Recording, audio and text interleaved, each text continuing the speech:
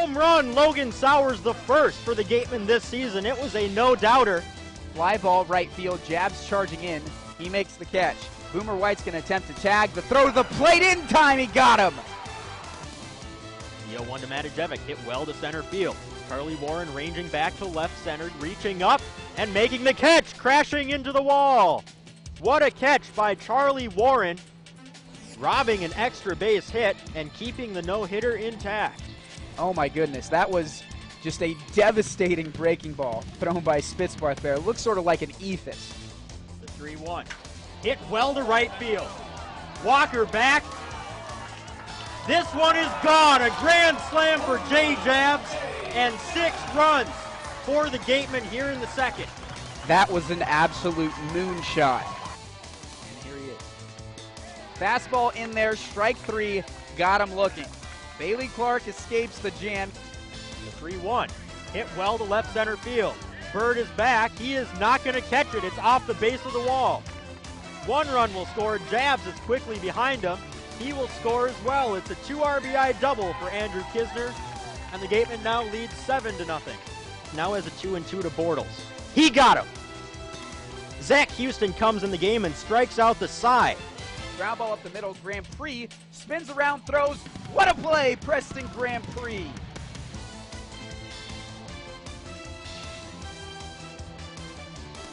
Good afternoon from Spillane Field in Wareham, Massachusetts. We got some matinee baseball on WCTV and the Cape Cod Baseball League Network. Thank you for joining us here today. I'm Jake Garcia. Joined alongside me is my partner, Eric Bramer. The third member of our broadcast team is Megan O'Brien, and she'll be on here in just a second. Well, Eric, yesterday didn't go as planned. Got rained out, so we'll try again today. Some beautiful weather here in Wareham, Massachusetts, and on your television screens, you'll be seeing a pair of 5 and 6 teams square off in the Wareham Gatemen and the Brewster Whitecaps. For Wareham, their last game, they went to the house of the defending champs in the YD Red Sox, pulled out a 5-2 win against them. Yes, YD may be in last place in the East, but when you go on the road and get a solid victory like that, it's definitely a step in the right direction. Well, not only was it a good victory, it was a complete one as well. We saw good pitching, we saw good hitting, not fluky hitting either. I think what they did at YD on Saturday was sustainable. So many times we've seen this Gatemen team win games by other teams' mistakes, and while a win's a win, that's not exactly the way you want to go about things over the course of a season. The game on Saturday, though, was a very complete game, and I think it's something they can build off of going forward. The pitching matchup today here is an excellent one, and a very intriguing one, too. A pair of Pac-12 pitchers will toe the rubber for their respective teams. We'll start off and address the Brewster Whitecaps pitcher and Alex Schick. Hails from Cal University. Last season with Cal, a decent one. What plagued him, though, was that he issued way too many walks. And going up against a Wareham Gatemen team here today, a team that builds a lot of its success off mistakes from its opponents, could be a matchup advantage for the Gatemen. Yeah, in 8 innings so far in the Cape, Schick's only allowed 2 walks, so it looks like it's something that he's kind of got in check, at least for now. But we've seen this Gatemen team, one of their strong suits is, as you mentioned, taking advantage of other teams' mistakes, and part of that is making pitchers throw strikes to them. I think if they can force Schick to get behind in the count and then make him throw a strike, I think they'll have some really good pitches to hit this afternoon. The guy for the Gatemen today is Matt Crook, a pitcher from Oregon, only a sophomore, a very intriguing prospect, and a guy who you're going to hear a lot of here in these next few years. Here today, though, he's making his first start after coming off a Tommy John injury. What do you think he's trying to accomplish out on the mound today, given that his repertoire and sample size hasn't been there of late? Well, yeah, this is a building block to what he hopes to be a resurrection of his career. He was a first-round draft pick out of high school. The injuries kind of sidetracked that a little bit, but right now I think he's just working to work within his pitch count, throw some strikes, break off a couple breaking balls, and begin the process back. First pitch just moments away, but first we'll hit the lineups, and we'll start with the visiting Brewster Whitecaps. They've played some wild baseball lately, winners of their last 2 ball games. They roll out a lineup presented by first-year head coach Jamie Shevchik. Toby Hanley, he's in the leadoff duties and playing center field today. Eli White playing first and batting second. Batting third is Nick Senzel at second base, an SEC All-Conference guy, so swinging a powerful stick indeed. The fourth hitter is Robbie Tenarowitz. He's DHing. Fifth hitter from Georgia Tech, it's Ryan Purifoy, the right fielder. Batting sixth is Chandler Avant. He's playing third base, hails from Alabama.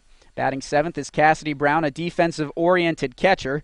Batting eighth is Nico Giratano. Been struggling at the plate a little bit as of late, but still has a very fine glove over at shortstop. And rounding out the lineup is Brandon Caruso, the left fielder.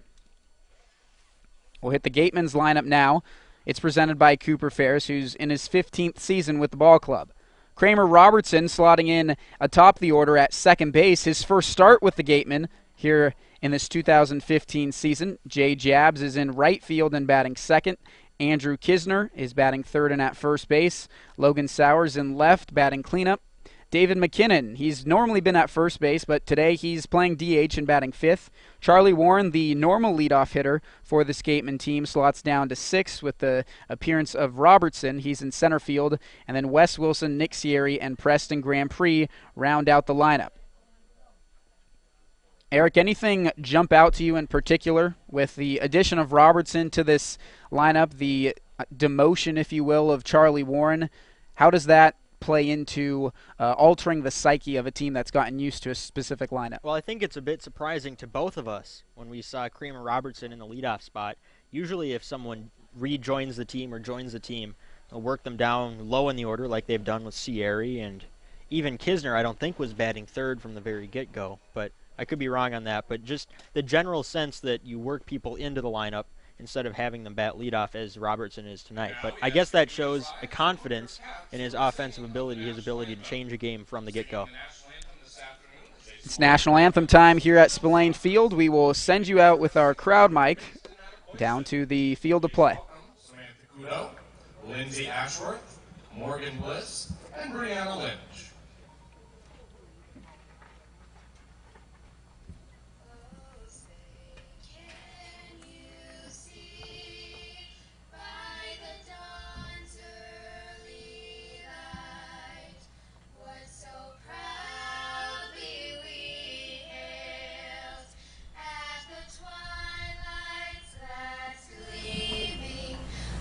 Broad stripes and bright stars through the perilous fight, o'er the ramparts we watched, were so gallantly streaming, and the rocket's red glare, the bombs bursting in air, gave proof through the night that our flag was still there.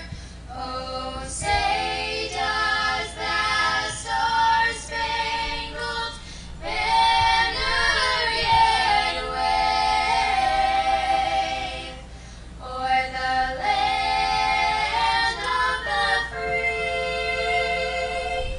and the home of the brave.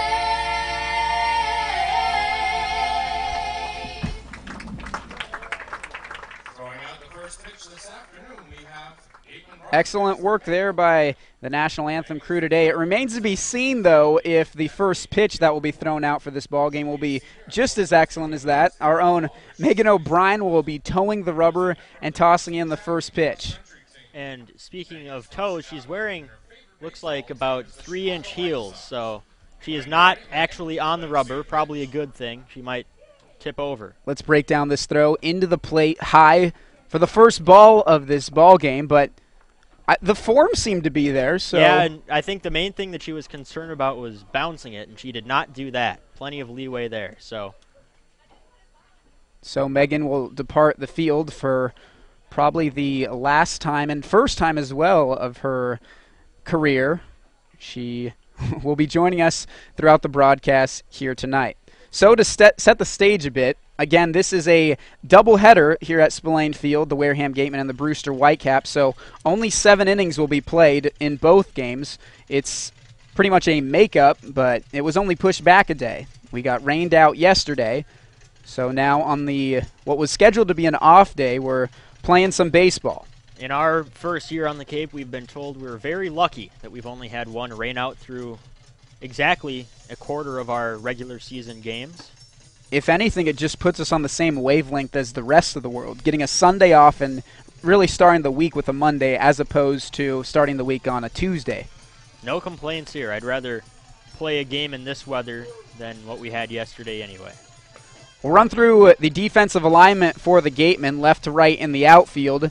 Logan Sowers, Charlie Warren, and then the explosive arm of Jay Jabs in right. At the corners in the infield, it's Wes Wilson getting the start at third base and Andrew Kisner. We've seen him at third. We've also seen him behind the plate, but today he's over at first. The double play combination, Preston Grand Prix, and not Mark Karaviotis. Today it's Kramer Robertson getting his first start of the season. Nick Sierri, another guy getting a first start, but for him it's behind the plate.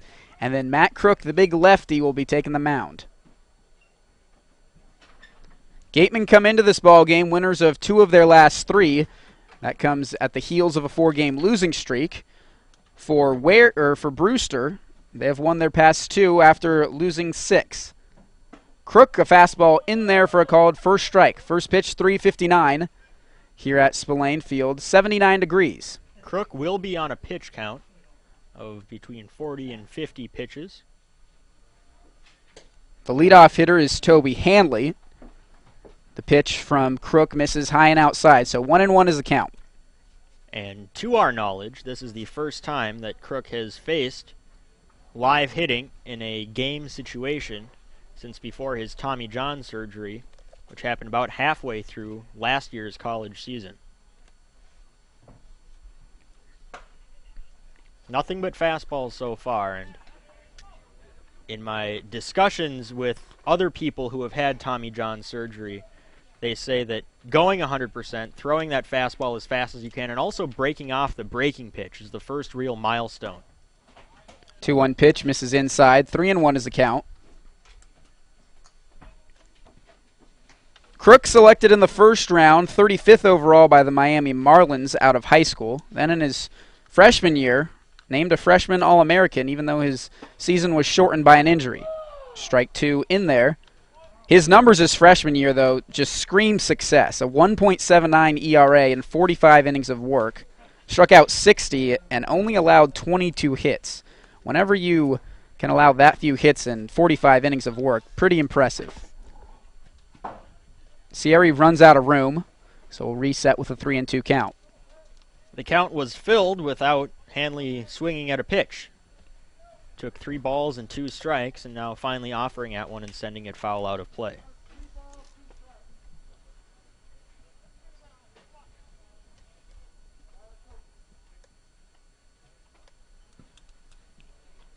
Crook winds and now to the plate.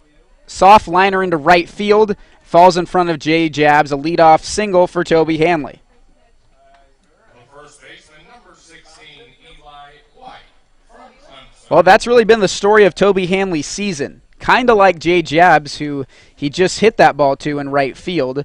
He started as a temp player, recently signed as a full contract guy, and he's been raking atop the Whitecaps order. 348 this season, 3 extra base hits. He can steal a base, too, tied for the team lead with 4, so Sierri in his first start behind the plate will be having to pay attention already to Hanley on first. And just like that, Matt Crook will have to operate out of the stretch. It's Eli White, the first baseman from Clemson, a strike in there.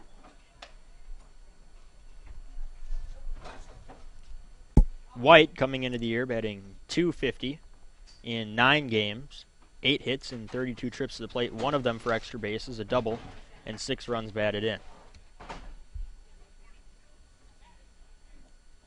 Crook will give a look over to first base, and nothing doing as Hanley gets back.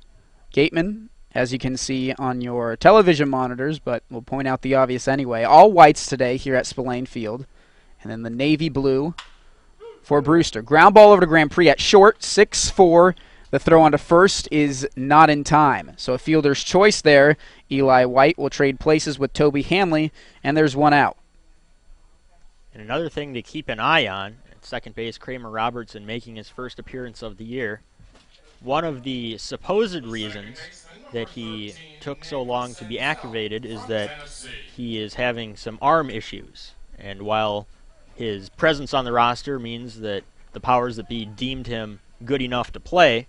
I'm not sure, based on that throw, that he's 100%. Keep an eye on that throughout the rest of the broadcast. First pitch strike for Crook. But that's the exact kind of play in which you would see any remnants of an injury, is a slow hit ground ball to Grand Prix at short. Robertson has to make the throw quickly, and a strong one. He bounced it in. So 0-1, softly hit, tapped back to the mound. Crook lets it fall, and Sierra converges as well, but Senzel is aboard first base with an infield single. And a little bit of miscommunication there. That's one of those things that just happens. Would have been a tough play anyway, but Crook trying to cede to the catcher and then backing away when it was too late for Sierra to make a play himself. We're on the top of the first inning. There is one out. 2 runners aboard already for the Brewster Whitecaps. Eli White is on second, and Nick Senzel over at first base. It's the cleanup hitter Robbie Tenerowitz, the DH today from Cal. Leads the team with 2 home runs, hitting .368 this year. Fastball misses high. So it's been an every other hitter type ordeal with Matt Crook and first pitch strike so far.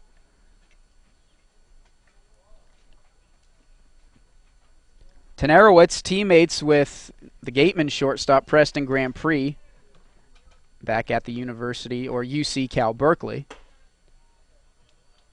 Crook again high in the zone. So far, and we haven't seen very many pitches from Crook, but his misses have all been up. You can get away with that if your stuff is electric like his is, but making his first appearance since a Tommy John injury, going to want to locate more down in the zone. And Sierra knows that, now motioning a bit lower. Pretty close pitch there, called for a ball, and Sierra's going to have a word with his lefty. One of those pitches that, it's cliche, but it gets called if you're throwing strikes on all your other pitches.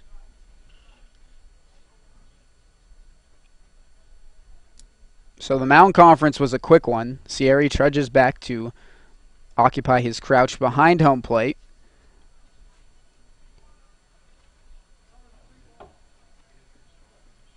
Crook's going to have to challenge, or he's in danger of facing a bases-loaded situation with 1 out. Giving a look over to second. The fastball in there for a strike.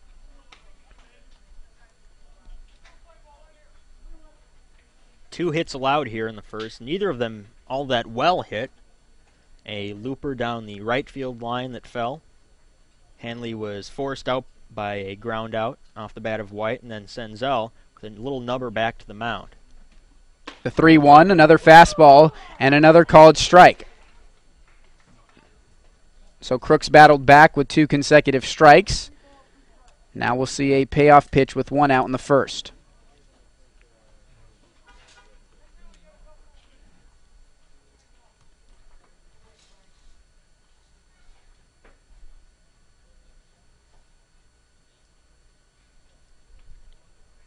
Here's Crook to the plate, the 3-2. It's a curveball and a good one. Got him looking. They're now 2 away in the top of the first inning. How big must that be for Matt Crook's confidence that he can break off a curveball like that, a hammer, and feel nothing in his arm and get a strikeout looking? And against a cleanup hitter who has really been the heart and soul of this Brewster lineup.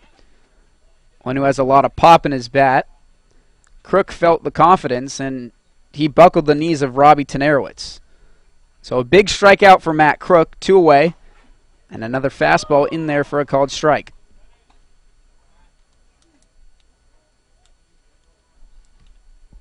It's the right fielder Ryan Purifoy. Hails from Georgia Tech. Started the year off extremely hot. Since then, though, cooled down a bit. Still a temp player, making his 12th start of the season. This ball looped into center field, but the second baseman Robertson will be there to make the catch and end the inning. So side retired here in the first. The Brewster Whitecaps strand 2, but Matt Crook battles out of it. Gatemen with the bats when we come back. Keep it right here on the Cape Cod Baseball League Network and WCTV. Beautiful day at the ballpark. We head to the bottom of the first inning and watch the Wareham Gatemen toe into the batter's box. The defense that will be watching them do so goes like this. Brandon Caruso is in left field. Toby Hanley and Ryan Purefoy, the other two outfielders. At the corners in the infield, it's Chandler Avant and Eli White. And Nico Giratano, the shortstop, we saw him on opening day against Brewster. He's over there again. Nick Senzel, his double play partner. Cassidy Brown behind the plate. And Alex Schick, another Pac-12 pitcher, will toe the rubber atop the mound. Schick coming into the game 1-1 in the Cape League season with a 3.38 ERA, making his second start, fourth appearance. 8 innings pitched, 6 hits allowed, 3 runs, and 2 walks to go along with 7 strikeouts. Kramer Robertson takes a hack at the first pitch he sees and fouls it back. Schick, a right-handed junior, stands 6'6", 210 on the mound. The 0-1 pitch, a breaking ball. Robertson fouls it straight back and now down on an 0-2 count.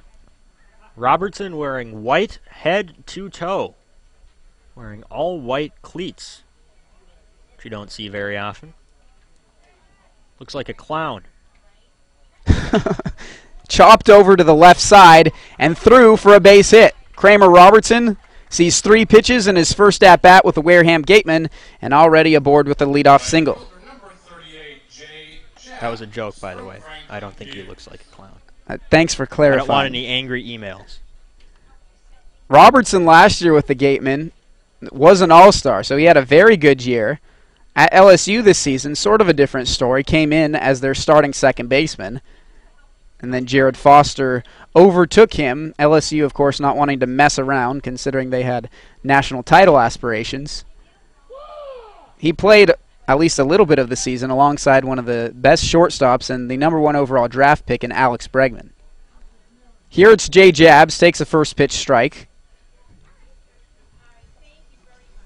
Robertson on first base. Jabs the #2 right fielder. Fastball high. Jabs has a hit in his past 4 games. Leads the team in home runs and RBIs as well.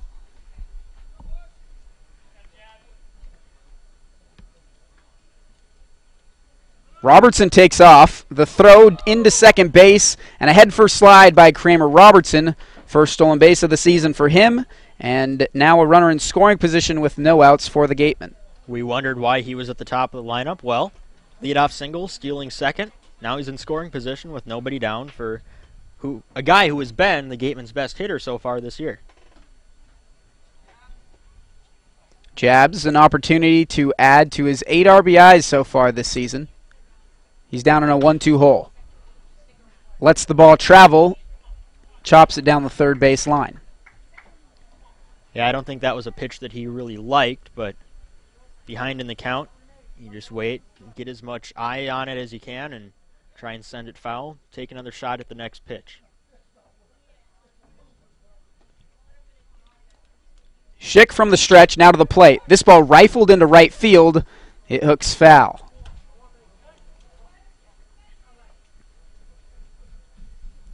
Pretty good wood by Jabs, but early on that pitch and hooking it foul. Gatemen have shown a tendency here in the 2015 season to score early and score before their opponents. Past 3 games, which was the 3 games in which they were not shut out in, they have scored before their opponent has. The 1-2 off the foot of Jabs. Let's hope for his sake that it hit the pretty big shin guard that he's wearing. Looks like it goes over the inside of the ankle, but not the inseam of the shoe.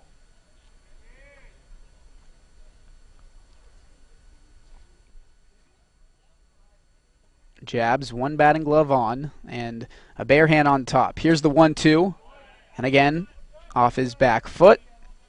So we'll reset and do things again with a 1-2 count.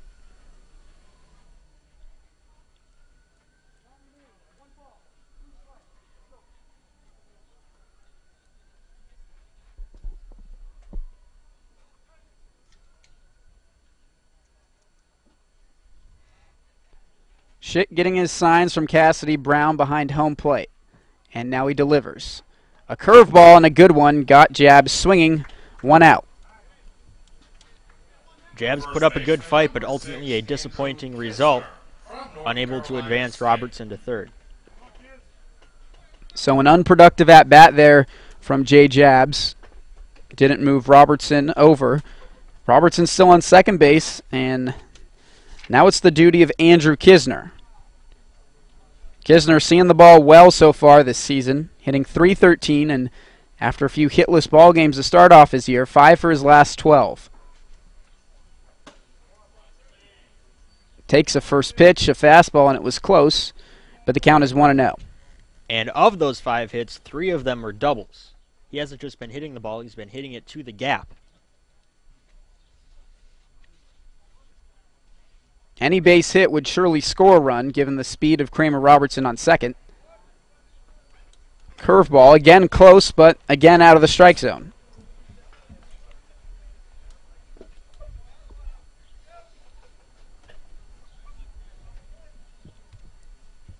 It's Nick Senzel at second base, holding on Kramer Robertson. The 2-0 misses low. And you're behind 3-0 to the 3-hitter. Logan Sowers on deck is pretty dangerous, but you do not want to make a mistake to Kisner here. With an open base at first, Schick still not wanting to locate right down the heart of the plate, especially in a 3-0 count when Kisner may have the green light. We'll see if he does. Here's Schick to the plate. A fastball in there and a called strike. So 3-1 is the count.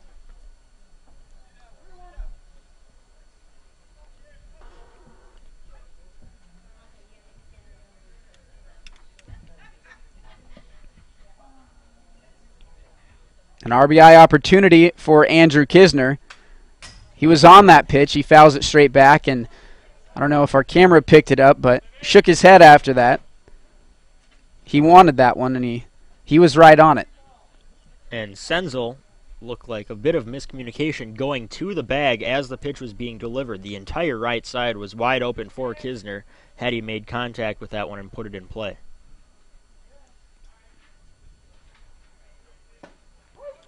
A curveball catches the outside corner. Kisner doesn't agree, but nevertheless he's down on strike. Second strikeout of the inning for Alex Schick.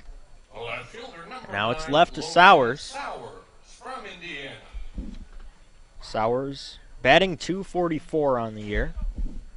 He's played in every single game so far, making his 46th at bat. 2 doubles, 1 home run, 6 RBI. Takes a hack at the first pitch, comes up empty. The discouraging statistic is that with all those at-bats, he's leading the team in strikeouts. Only 2 walks as well. Still, though, not going to the plate with the purpose of walking, especially as he hits cleanup for this team. The 0-1 in on the fist and fouled straight back. Sowers also has a hit in 9 of his 11 starts so far this year, but only one time did he have a night in which he had more than 1 hit.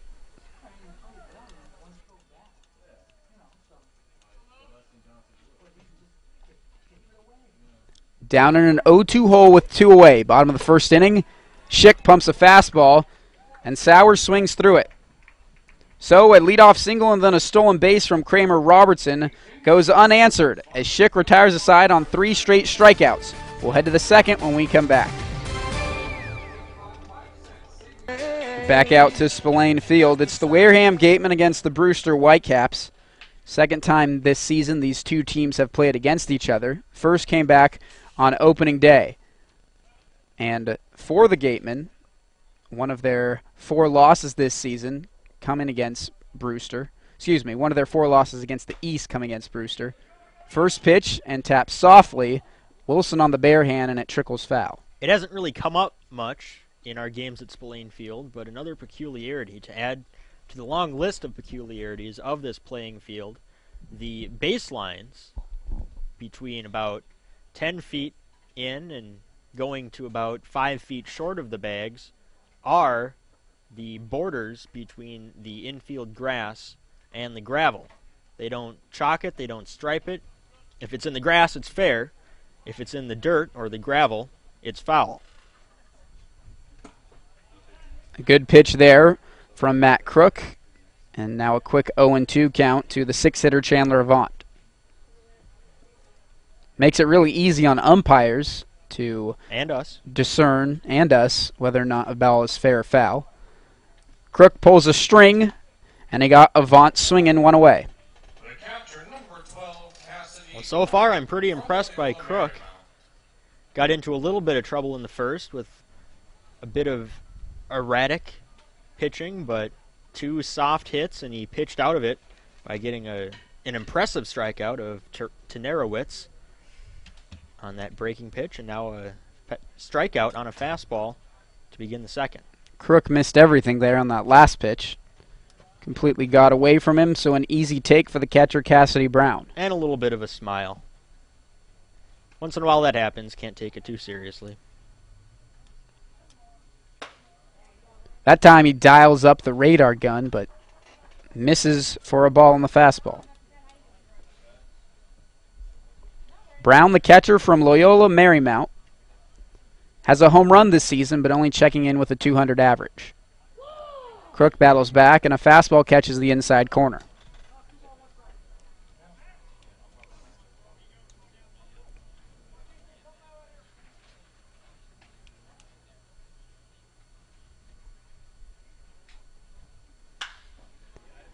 Opposite field, ball hit well, but Jabs has a beat on it, and he makes the catch.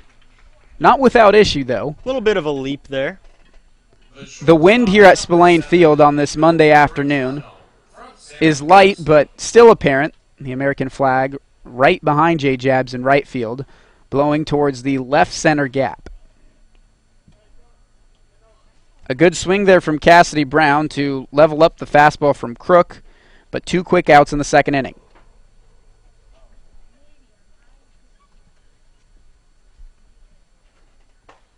See the right to left wind taking place. Crook, another fastball and a called first strike. It's the shortstop Nico Giratano, who, oddly enough, was teammates with Crook back in high school at St. Ignatius. Giratano stayed in San Francisco, which is where St. Ignatius is located. Now goes to the University of San Francisco. Crook opted for Oregon. Giratano only 1 for 15 so far this season. That hit something hard behind home plate. Must have hit a bar or something, because that bounced back pretty hard.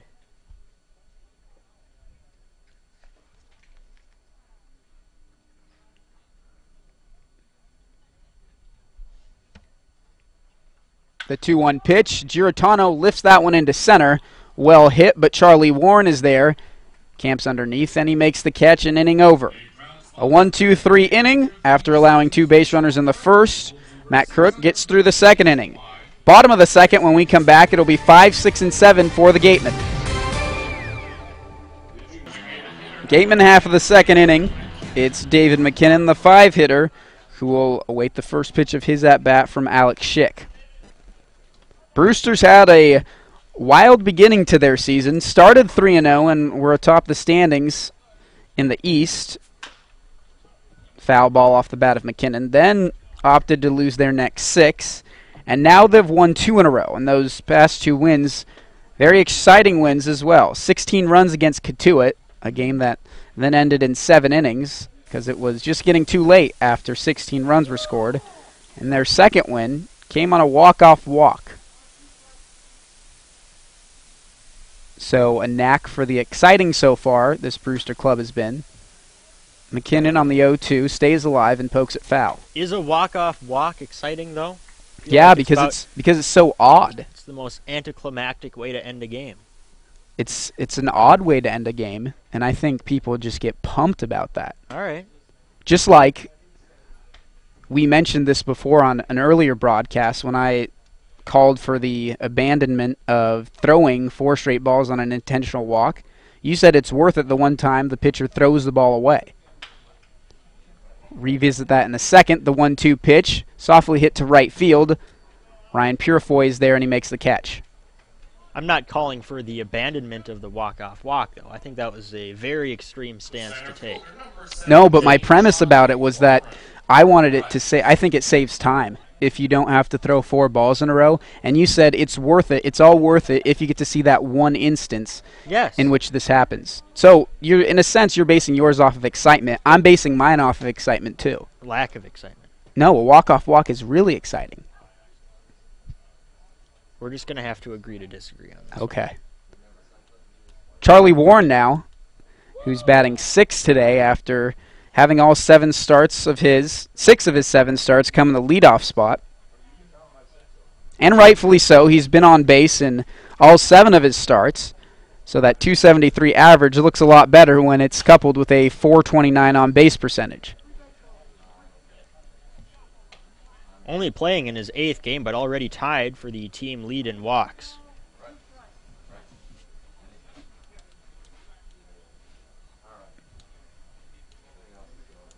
One and 2 from Schick. Pumps a fastball high.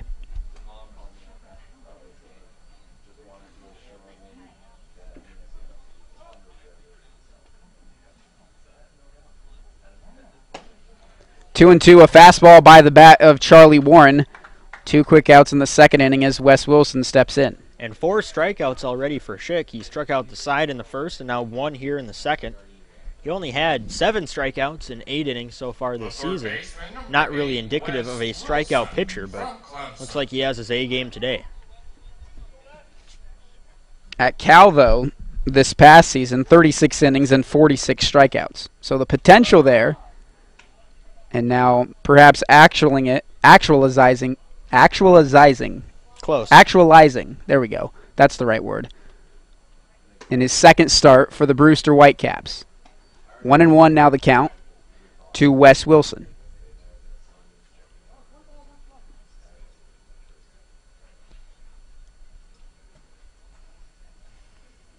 We're in the 2nd inning, scoreless still, 2 outs. Wilson pops that one back and out of play.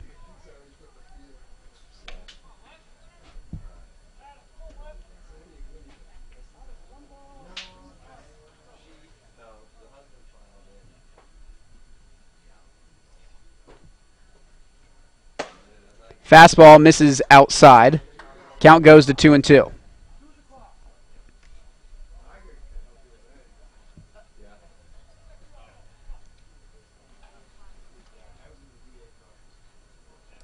Here's Schick, the delivery.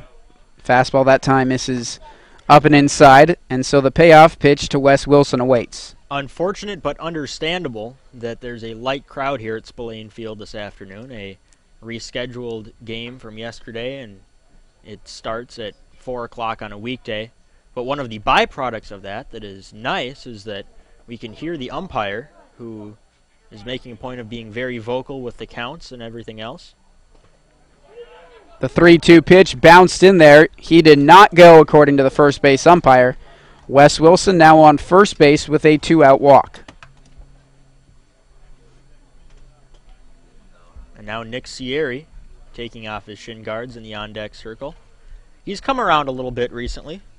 Sierri is now batting .250 on the year, 2 hits and 8 at-bats, but I think it's safe to say that he's been hitting the ball hard, at least better than he did in his first couple appearances. Yeah, both of those hits came in the Gatemen's last game against YD. Had a few offers, kind of like Kisner to start off the year.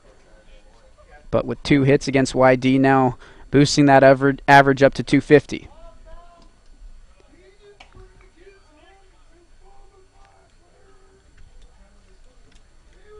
The catcher from Maryland is making his first start at catcher today with the Gatemen. Here he's at the plate.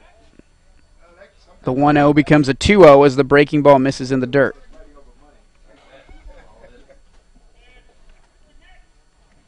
Preston Grand Prix awaits on deck, then it's the top of the order. 2 away in the bottom of the 2nd inning. Fastball misses outside, so the 2nd straight 3-ball count that Alex Schick finds himself in.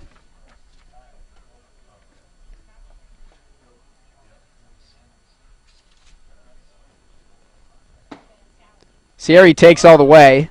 Schick finds the strike zone, and it's 3-1.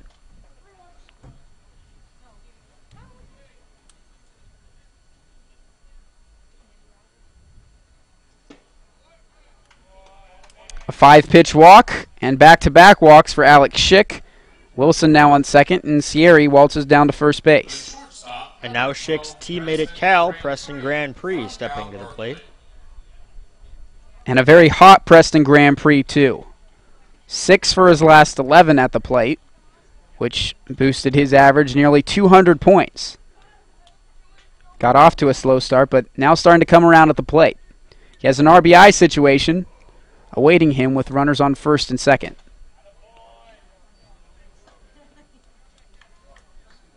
Grand Prix and Schick probably haven't faced each other all that often, but the very fact that they go to Cal, they know each other's tendencies, we'll say that. The 1-0, Schick fooled Grand Prix on the breaking ball, got him way out in front.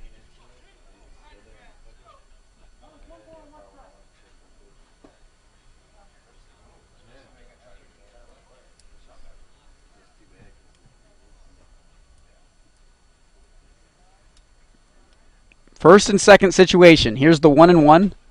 Grand Prix takes a hack at what would have been ball 2, but instead the count flip-flops and it's 1-2.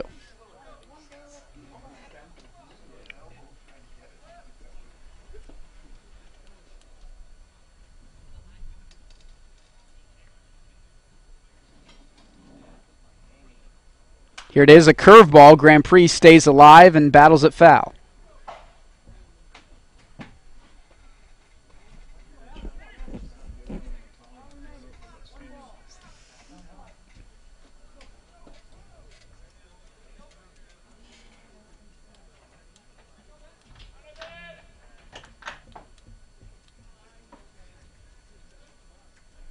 One and two at 2 outs.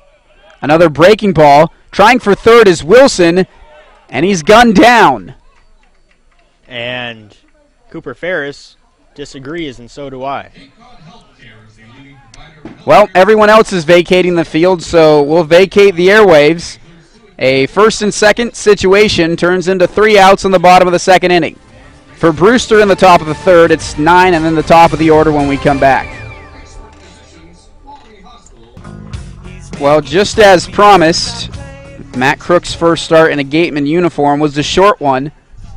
Went 2 innings, allowed a couple hits, but no damage on the scoreboard, that is. He'll give way to another starting pitcher in Zach Plesac. And Plesac has struggled so far this year, but I think it's safe to say that his potential outweighs the results so far. He hasn't, I don't think, been at 100%, but after a few days off, we'll see if he can give it another go and have a little bit more success. Plesac pitching, he is 0-1 in the Cape season with an 8.53 ERA, 10 hits allowed and 6 runs in 6 1/3 innings. 5 of those runs came in his last start against Orleans in what was Game 1 of the Gatemen's first doubleheader of the year. Only lasted 3.1 innings. So here, in for his 3rd appearance of the season, this time it's a relief role, and you got to assume that it's an extended relief one at that. First pitch of his outing to Brandon Caruso is a ball. And in fairness to Plesac, a couple of those home runs that he allowed against Orleans a week ago yesterday were perhaps aided by the ballpark's dimensions. We did not have a video feed because it was an away game, but that field is like a diamond, literally. About 430 to center and about 300 down the lines, if that. 3 people were converging on that fly ball in Grand Prix, Robertson and Warren, but even through the headset we could hear Charlie Warren calling everyone off, and that's exactly what you want out of your center fielder. He camps underneath, and a quick out for Zach Plesac.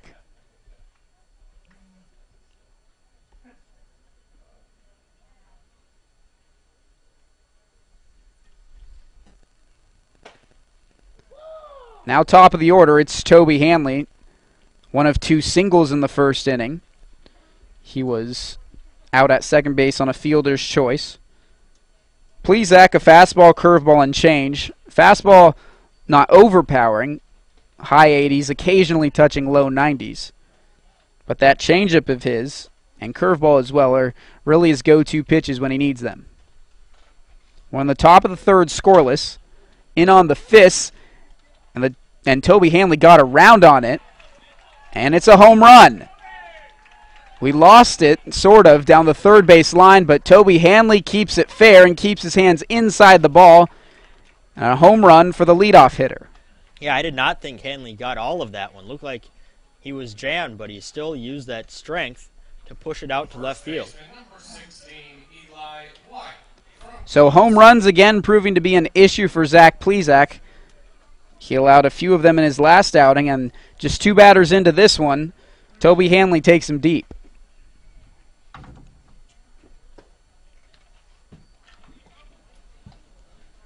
(1-0) now the score here at Spillane Field. And now it's Eli White, the first baseman from Clemson.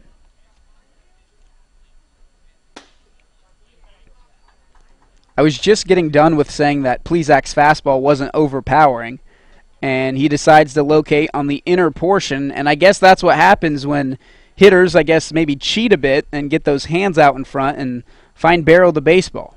Yeah, even if you don't get all of it, if you guess the pitch right and you guess the timing, you get around and you can hit one out.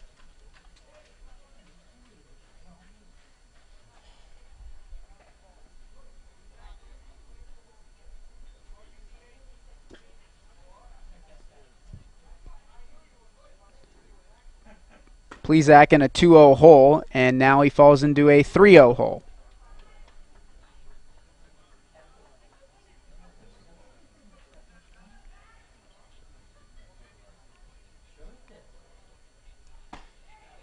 There he finds the strike zone, a fastball.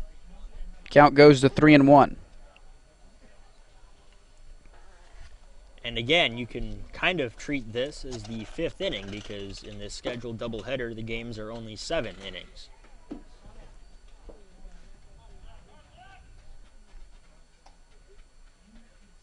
So a sense of urgency, or you'd like to think so at least, in the Gatemen dugout, trying to eliminate this deficit.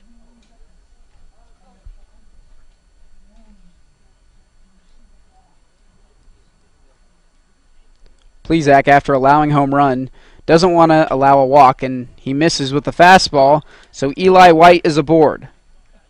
A fly out, a home run, and now a walk here in the 3rd inning, and it brings up Nick Senzel, arguably the best hitter on this squad, and already the owner of a single back in the 1st.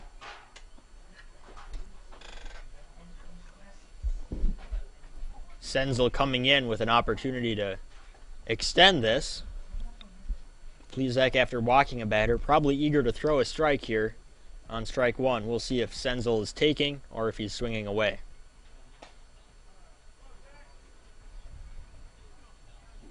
Obviously taking when it's that far outside. And now Lawler out to have a chat. Mound conference here. It looks like Plesac's location hasn't been really on point today. That's something that he's been working on mechanically with this Gatemen pitching staff. And Jim Lawler, he's known as a guy who you can go to work on your mechanics, but when those mechanics are out of whack, it becomes a mind game more than anything. And when you're throwing balls, too, it just compounds things. Plesac looking to find the strike zone again and do so low in the zone so this Whitecaps offense can't elevate his fastball. White's over at first. Nick Senzel at the dish. Takes a hack at the first pitch. Jabs and Robertson both crashing. It's going to be Robertson who takes it. They're now 2 away. Jabs was playing very deep, and for good reason. Senzel is a very potent offensive bat. But that meant that he had a long run, and Robertson, the second baseman coming out, had the best play on the ball. Now it's another Pac-12 guy. We've seen a lot of them so far. The starter for the Gatemen, a Pac-12 pitcher, has been removed. It's now Plesac, but Robbie Tenerowitz represents another tough out in this Brewster lineup.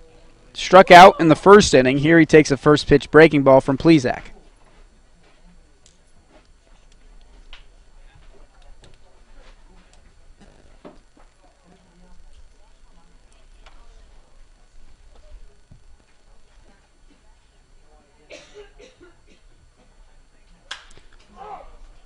Sent into right field, jabs over towards the line. He makes the running catch. So a fly out to Jabs ends the inning, but Plezak gives up the first run of this ball game in the form of a Toby Hanley home run. Gatemen have some work to do. Keep it right here on the Cape Cod Baseball League Network. Before the start of this inning, we'll send it out to our field reporter, Megan O'Brien, who has more on the second baseman, Kramer Robertson. Thanks, Jake. And Kramer Robertson was with the Gatemen last year as a second baseman, was an all-star, as you mentioned before. Sat at LSU and had a little bit of shoulder pain, but he's back tonight. And I talked to him the other day. He said he's feeling great, and he's just really excited to be back in the game. He said sitting out and watching his team have so much success in the College World Series, eliminated now, was very difficult for him, and he was awfully anxious to get back in the lineup tonight. Had a leadoff single and a stolen base, so look for more offensive production, which the Gatemen need out of Kramer Robertson. Back to you. Thank you, Megan. We will now get a chance to see the very own Kramer Robertson. He'll dig into the plate after Preston Grand Prix was hit on the first pitch of his at-bat. Grand Prix led this inning off because Wilson was gunned down at third base trying to steal back in the second inning. And in a two-strike count, call that a little bit of Preston Grand Prix getting bailed out. So now on first base for Robertson. Hit and run is on. Robertson finds the hole on the right side. Grand Prix, no hesitation, into third base. A perfectly executed hit and run. With Robertson, the right-handed hitter, up, it was Nick Senzel, the second baseman, covering the bag on the steal. That left a wide-open gap on the right side of the infield, and Robertson finding it, able to have that back control to push it to that side, gets a base hit out of it, and now runners at the corners with nobody out. A very solid debut so far for Kramer Robertson. Here with the Gatemen now already has 2 singles. Could be in line for another stolen base, too. We've seen Cooper Ferris really love to get the guys going in first and third situations. Only the first time did it work without incident. That was a throw down to second, and then by the time the middle infield realized that the runner at third was breaking for the plate, it was too late. It failed once, and then in the last game at YD, it drew a throw down to third base, and then that throw went wild. So not exactly a success the way they drew it up, but it turned out to be all right. There was also one instance in which Nick Sierri was credited with a stolen base. Could have been viewed as defensive indifference, but I think on point streak, it was ruled a stolen base for the big fella. Ground ball up the middle. It's Senzel who tags Robertson, now on to first for a double play. But Grand Prix comes in to score, and this game is now tied up. And another controversial call by the second base umpire, Cooper Ferris, and Kramer Robertson, arguing that he was not tagged. He stopped. The second baseman, Senzel, missed on the swipe in the baseline. I'm not sure what good a conference here is going to do. That's one guy's call, and he really had the best view of it. I'm not sure if he can be overruled in this instance. Regardless of whether it was the right or wrong call, the man at second base had the best view of it of any of the umpires. And regardless of what they rule, the run for Grand Prix will count either way.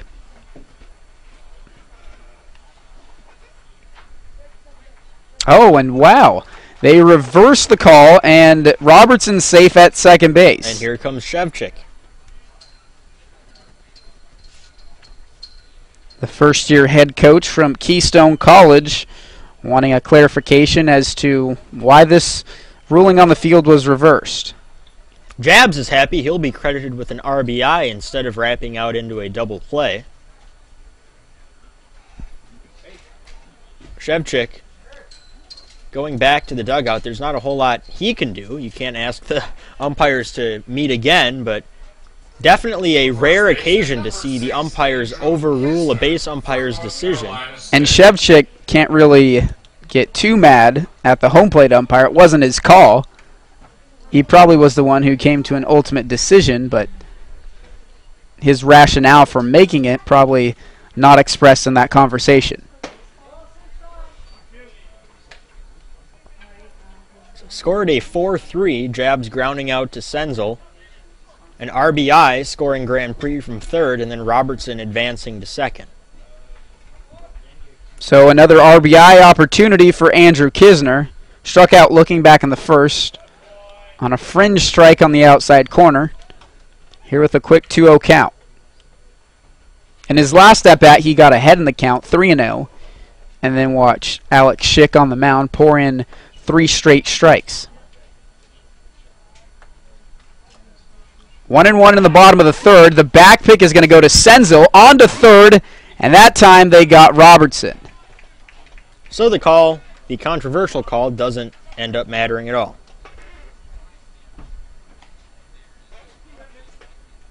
That's not going to make a manager happy. You fight for your player, and then with your best hitter up at the plate in an RBI situation for him, you get caught trying to steal third base. Schick misses high in the zone, and another 3-ball count to Kisner. Now, if you're Kisner, you just want to take his place, get back on base, and let Sowers on deck try and continue the inning even further. Schick comes up empty. A 4-pitch walk for Andrew Kisner, and he takes first base.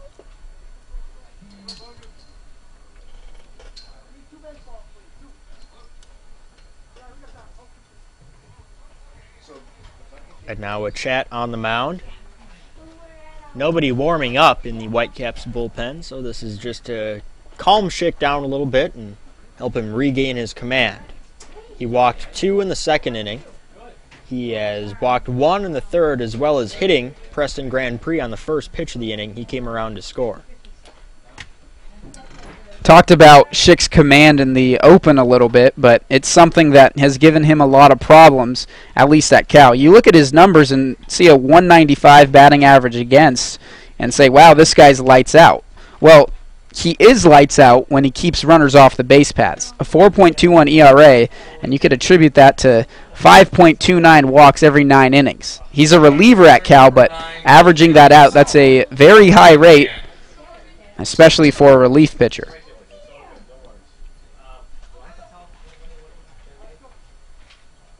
This game all tied up at 1 run apiece. Sowers takes a hack at the first pitch. Maybe a little bit indecisive there. Swings through it.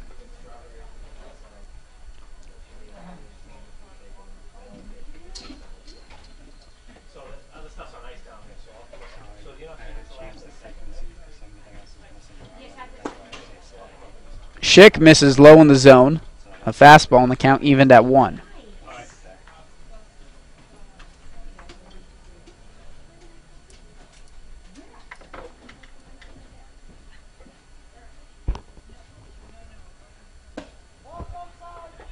That pitch misses outside, so now a hitter's count for the cleanup hitter, Logan Sowers. McKinnon awaiting on deck.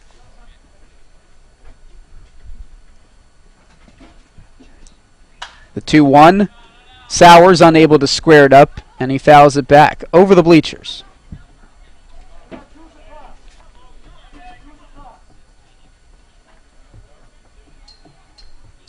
We'll see if Sowers gets a good pitch to hit here. He doesn't want to go 3-2. The 2-2 runner goes. Brown's throw into second base. Kisner ahead for a slide. And a caught stealing will end the inning.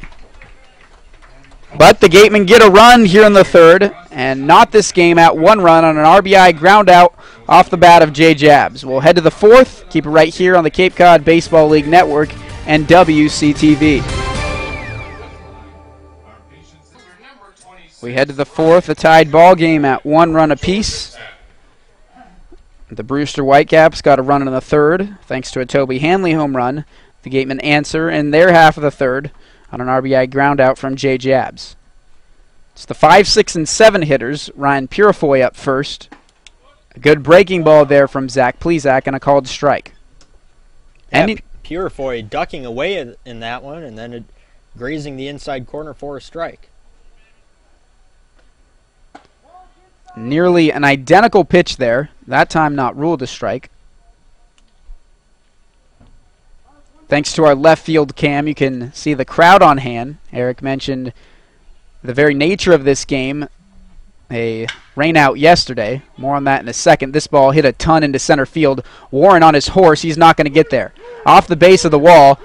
Purifoy chugs in. He's trying for 3. Here's the throw from Grand Prix.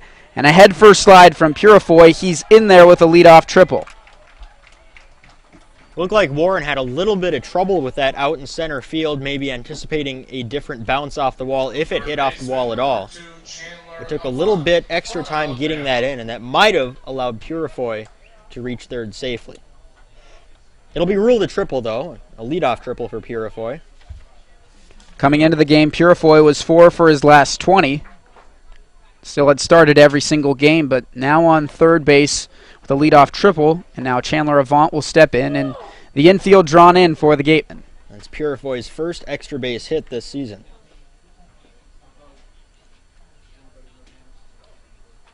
Avant either trying to lift one to the outfield or hit one hard on the ground in the infield and hope it finds a hole. This ball gets away from Sierra, and Purifoy will head into home plate standing up, and just like that, Brewster retakes the lead. That'll be scored a wild pitch, but I think it's something that Sierra himself would tell you that he'd like to have. Looked like he didn't get in front of that one. He tried to scoop it with his glove, and that caused a severe bounce away and towards the Brewster dugout. So now the infield heads back to its normal positions. Chandler Avant down in an 0-2 hole.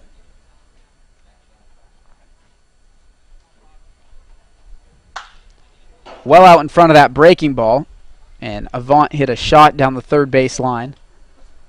Managing to steer clear of the Brewster broadcasters, who are sitting on a perch with a net in front of them.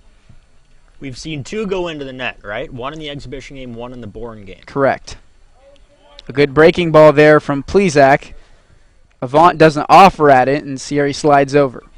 A good thing, then, that the net is there.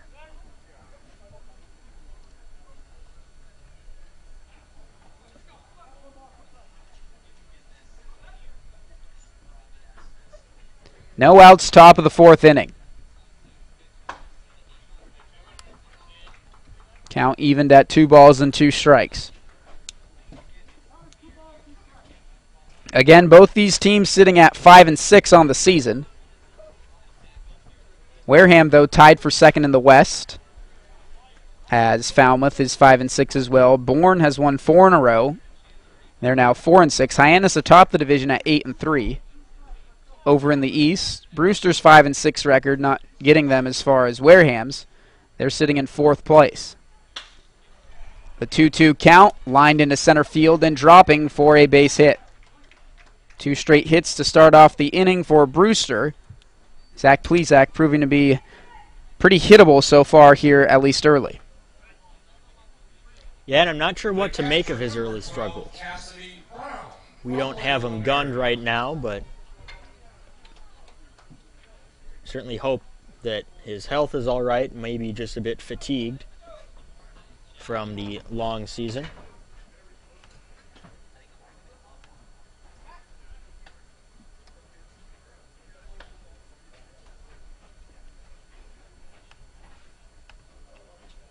Now Cassidy Brown, who put a charge into one back in the 2nd inning. Hit and run off the knee of Plezak and over to Wilson at third base. Another base hit. That's 3 in a row for the Brewster Whitecaps, and now a 1st and 2nd situation.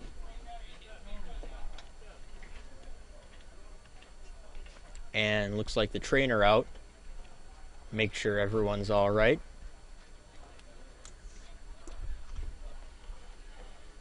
The pitch from Plezak was out over the upper right portion of the plate, and a hit and run was on. Cassidy Brown put a good swing on it, hit it sharply back to the mound. Wouldn't be surprised if we saw Plezak here attempt a warm-up pitch.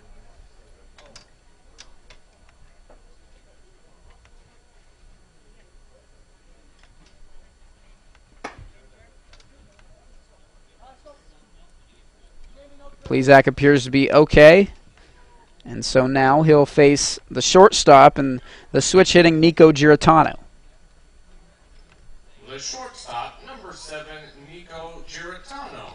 Giratano hit right-handed in his first at-bat, considering Matt Crook is a lefty. Flew out to center field, so now we'll get a glimpse of him in the left-handed batter's box. 1 for 16 on the season, but a big situation for him trying to extend the Brewster lead even more.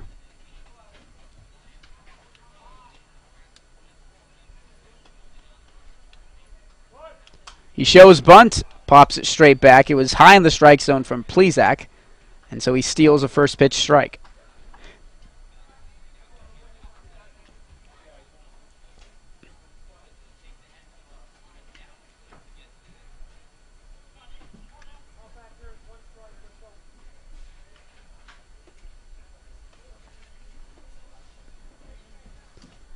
Grand Prix holding on Avant at second base. Now he clears. The bunt inside hits off the bat of Giratano. He heads down to first base, but he'll be summoned back. Clearly a foul ball. Might have gotten his left hand, too, up and in, and trying to, at the same time, bunt and get out of the way. I think he successfully did both, but might be jamming his fingers on the bat a little bit there.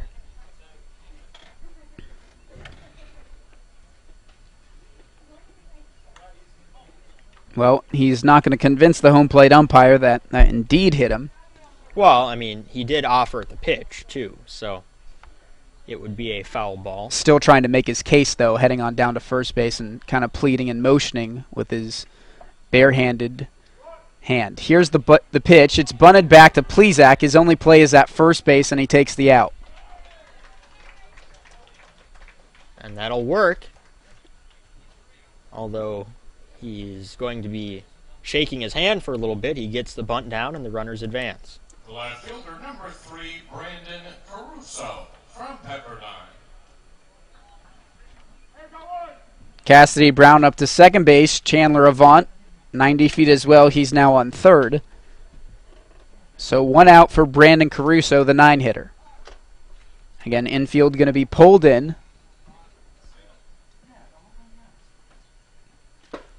Fastball misses low and outside.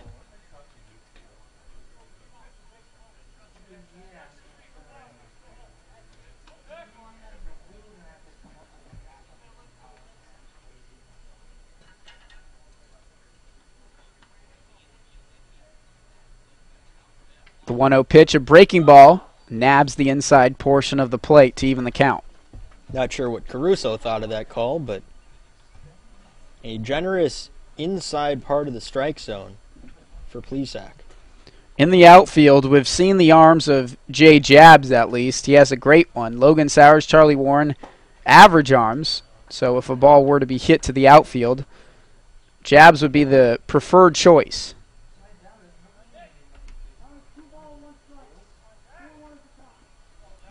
Have a 2-1 count. Plesac to the hitter Caruso.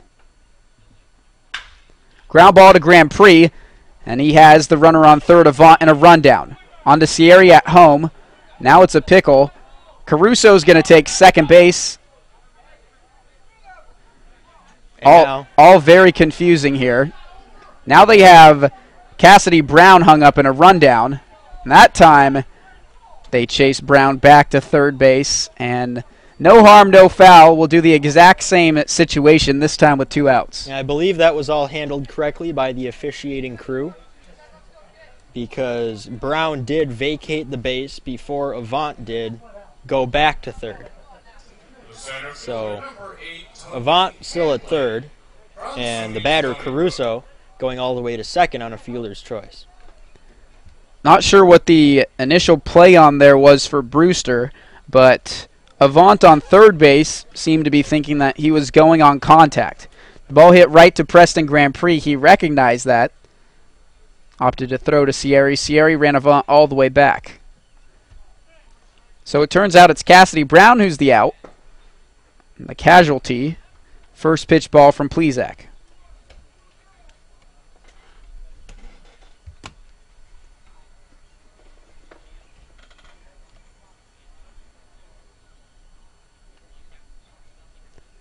Score remains at 2-1. Brewster with a 1-run lead.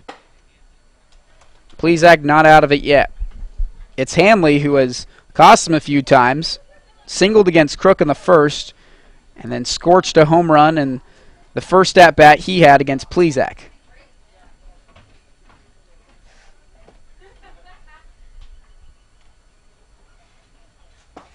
Hitters count 2-0. A changeup possibly from Plezak, and it catches the outside portion.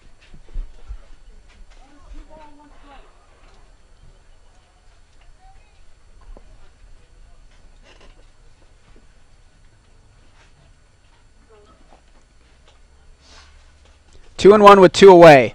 Bounced, and it gets past Sierri. Avant into the plate with a slide. Brewster has struck for two here in the fourth inning and now possess a 3-1 lead. And both scoring on wild pitches. And both are wild pitches that I think Sierri frustrated about.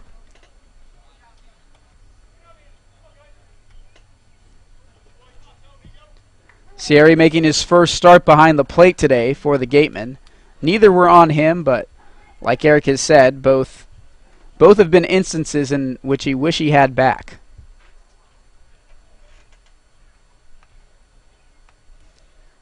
Still two away, and now Caruso on third base. Hanley takes a rip, comes up empty, and it's 3-2.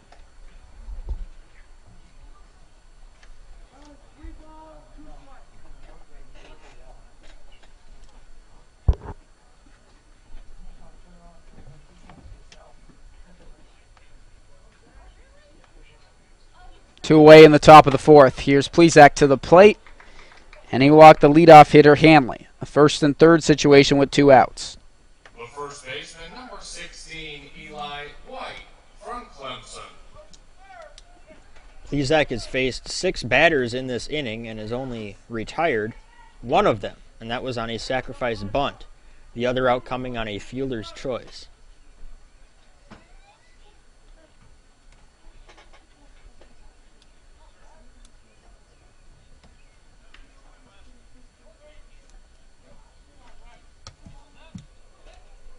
Eli White now the two-hitter.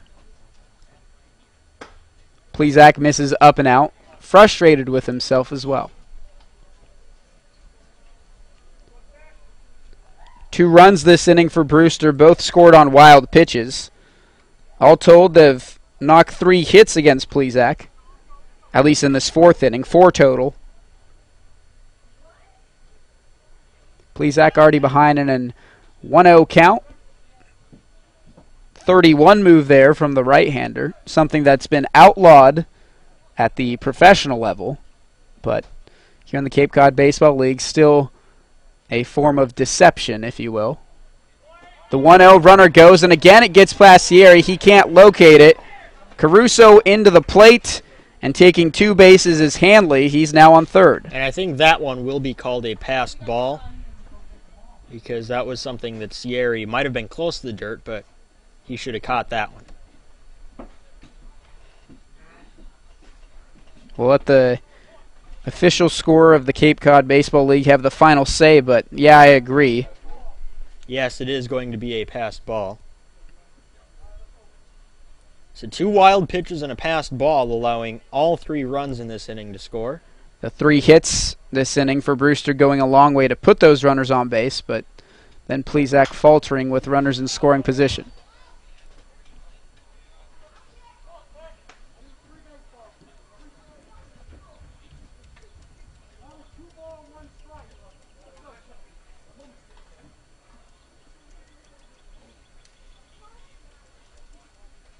It's now 4-1. Brewster with a 3-run lead that they've staked here on the fourth.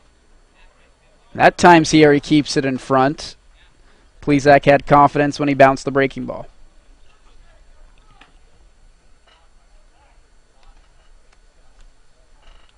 It's been a rough go for Plezak. Started in the 3rd inning. He allowed 1 run in the 3rd, a solo shot to Toby Hanley. Now 3 runs here in the 4th. On 3 hits, a walk, and a fielder's choice. The 3-1 pitch, a fastball lifted out into center field. Warren on his horse, he's not going to get there. Over his head, and White will motor into second base, a 2-out double RBI double at that, and now it's 5-1 Brewster. And we can see someone warming up in the Gatemen bullpen. Plesac hoping to at least get out of this inning, which has been a nightmare for pretty much everyone involved. The second baseman, number 13, Nick Senzel from Tennessee. Third time that Eli White's been aboard. His first hit, though. And now the 3-hitter Nick Senzel.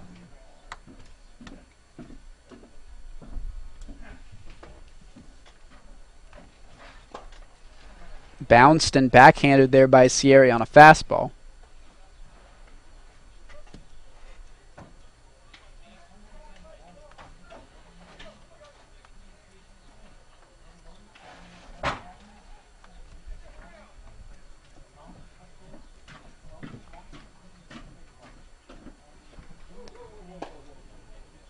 That pitch from Plesac misses outside, and now he quickly falls behind Senzel 2-0.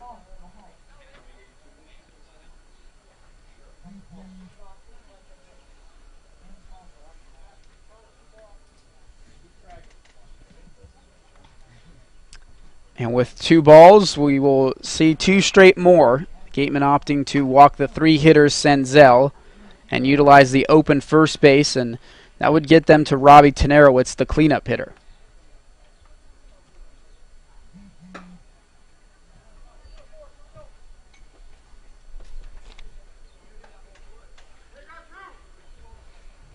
And no indication that that's going to be the last batter faced by Plesac, at least not right now. Hitter number 30, Robbie Tenerowitz from Cal Berkeley.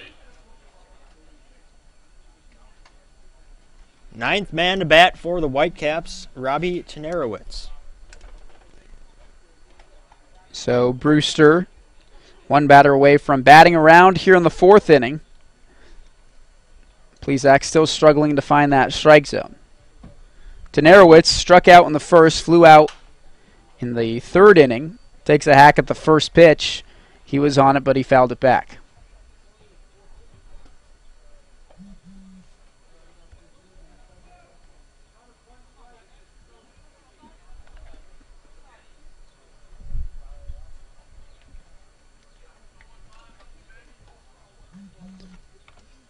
Runners on first and second. Here's the 0-1, bounced in the dirt. And where we saw Matt Crook missing up in the zone, Plesac missing low in the zone and low in the dirt, which has led to some wild pitches, some pass balls, and a lot of non-competitive pitches.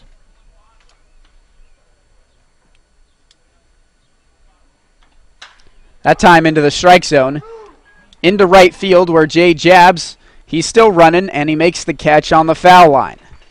But a nightmare inning for Zach Plesac on the mound, all told allowing 4 runs. 5 total for Brewster. It's 5-1. The Gatemen, 4, 5, and 6 due up in the bottom of the 4th.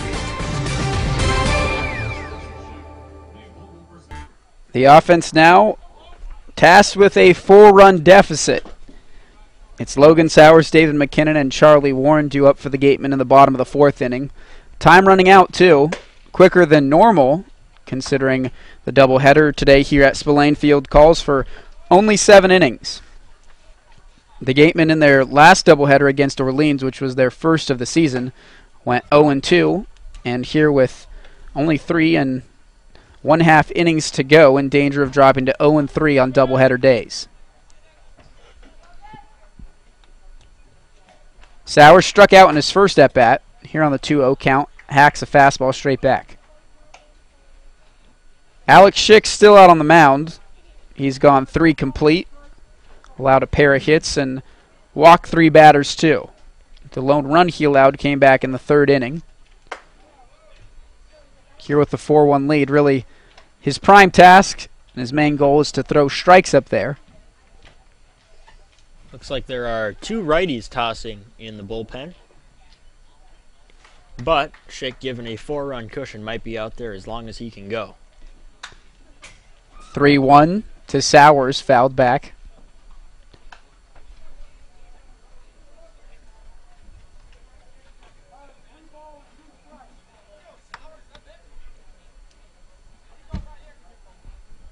Sowers trying to provide a leadoff jolt to this offense. The 3-2, and he walked him. A leadoff walk for Sowers, and he's now on first base. That's how it starts. You got to get base runners before you get runs. And Sowers putting together a good at-bat. Now is aboard for David McKinnon. I'd say you're at the right portion of their lineup to at least start getting some base runners. McKinnon's been swinging a hot bat. Charlie Warren leads the team in on-base percentage. And then if you get those guys on, you could flip things over to the top portion. First pitch curveball there from Alex Schick, and it's a called strike.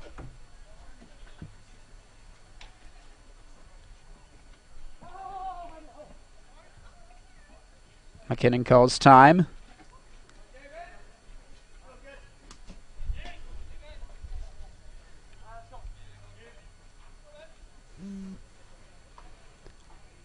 Schick from the stretch with Sowers on first. A curveball on the inside corner. McKinnon shakes his head, but that's a pretty good pitch. If you know you're going to get that called, no reason to throw it anywhere else. The 0-2 challenges with the fastball, but McKinnon fouls it back.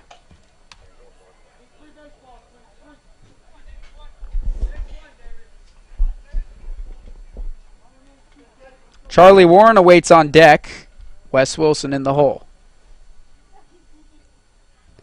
The 0-2 pitch. Fastball misses high and tight.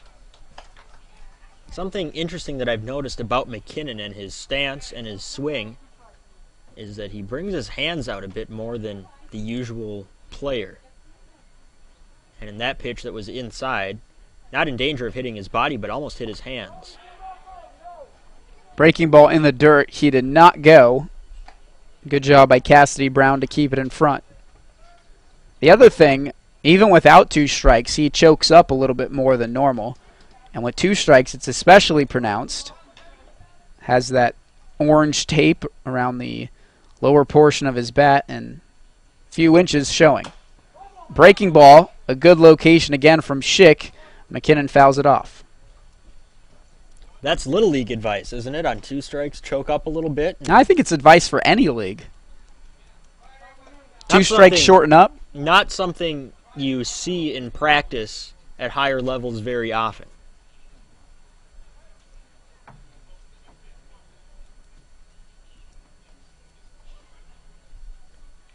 Two and two. Curveball on the inside portion again, and McKinnon goes down swinging. Choking up doesn't do anything for a pitch down there. The center fielder, number 17, Charlie Warren. Maybe that's a possible hole in McKinnon's swing. That pitch inside, you talked about his hands being extended a little bit far. That kind of opens up the lower portion, middle end portion of the zone. Curveball there from Schick, misses low. 5 strikeouts for Schick. Warren was one of the victims back in the second inning. The 1-0 pitch in the dirt, and it gets past Brown. Sowers into second base. That'll be a wild pitch. Pitch in the dirt. So now Sowers in scoring position. Gatemen hoping to get back into this game.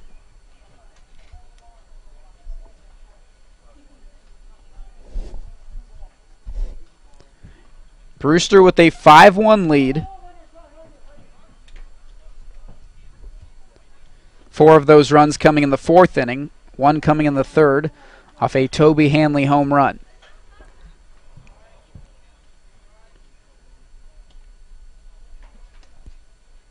The 2-0 count from Schick. Now to the plate, a fastball. Maybe a delayed strike call, but a strike nonetheless. So 2-1 with 1 away.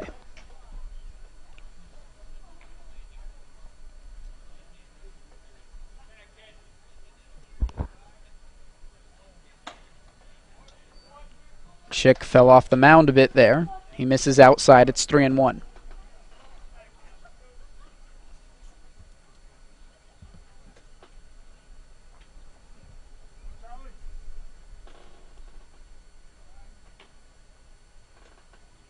Warren trying to reach base, and he does just that, taking a high fastball. Second walk of the inning. and 5th so far in this ball game for Schick. And it looks like the Whitecaps are going to go to their bullpen.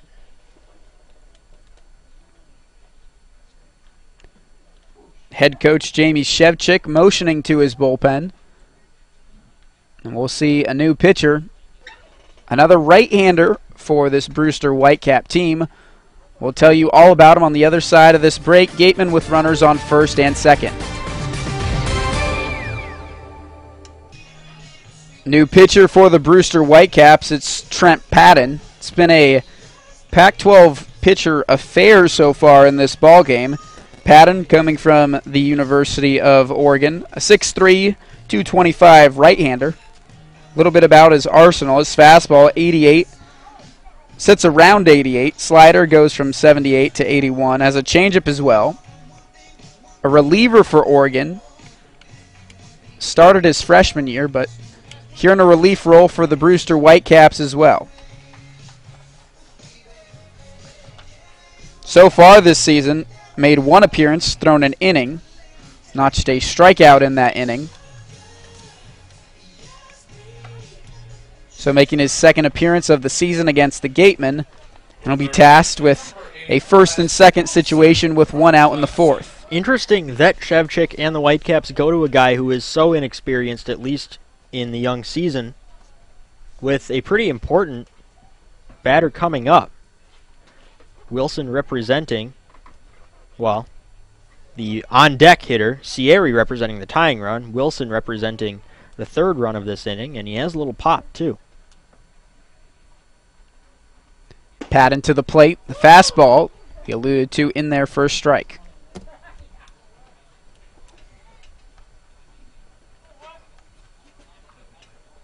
So Alex Schick goes 3 1/3 innings, allowed 2 hits, struck out 5, but also walked 5. So his troubles at Cal extending into his outing here today. At least the troubles that we documented, the walk issue. Breaking ball bounced. Yes, he did, says the home plate umpire for the second strike. I'm not sure about that one. No, and you'd like to have at least an appeal down to the first base umpire. There's no harm in doing that, and from behind home plate at least, it did not look like Wilson went around.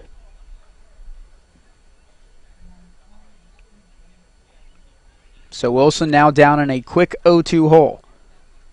Here's Patton. Fastball low.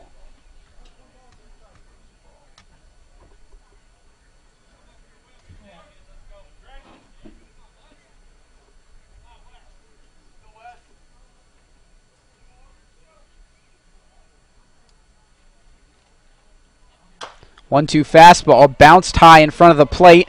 The catcher Brown quickly out of the crouch, but ruled foul.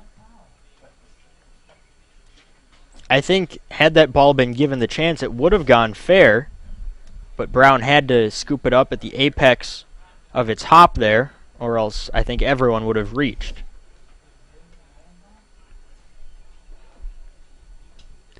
Wilson checking into this game at a 190 average.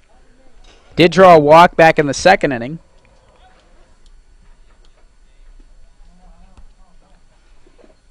It's Warren over on first and Sowers on second base.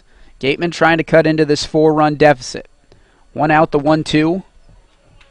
Missing low, and count evened at 2 balls and 2 strikes.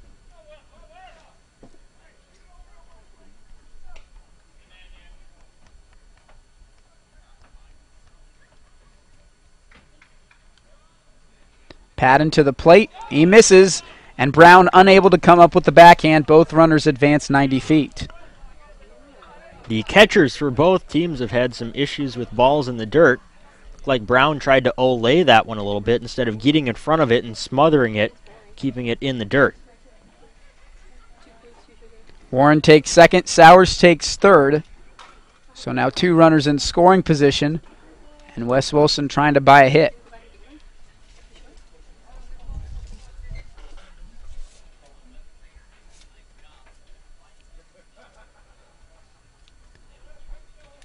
First base is open with Nick Scaria waiting on deck. Patton comes into the strike zone, and Wilson hacks through a fastball. Second strikeout of the inning, first in the outing of Patton. And now it'll be left to Nick Sierri. From Maryland.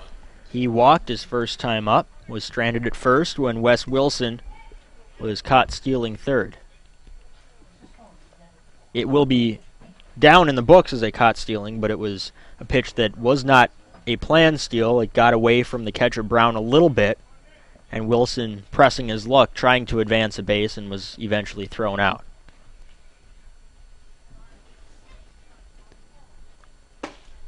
First pitch, a fastball in there for a called strike. See the outfielders kind of pinching towards the middle. Caruso in left and Purifoy in right, playing well off the lines. Center fielder slightly shaded towards the left field gap. Ground ball left side through for a base hit. Both runners are going to attempt to score. Warren into the plate. He scores standing up. Sierri sacrifices himself, and the inning ends. But a 2 RBI single for Nick Sierri makes this a 5-3 ball game. We'll head to the fifth. 5, 6, and 7 due up for Brewster. Zach Plesac will see if he's back out on the mound for the Gatemen.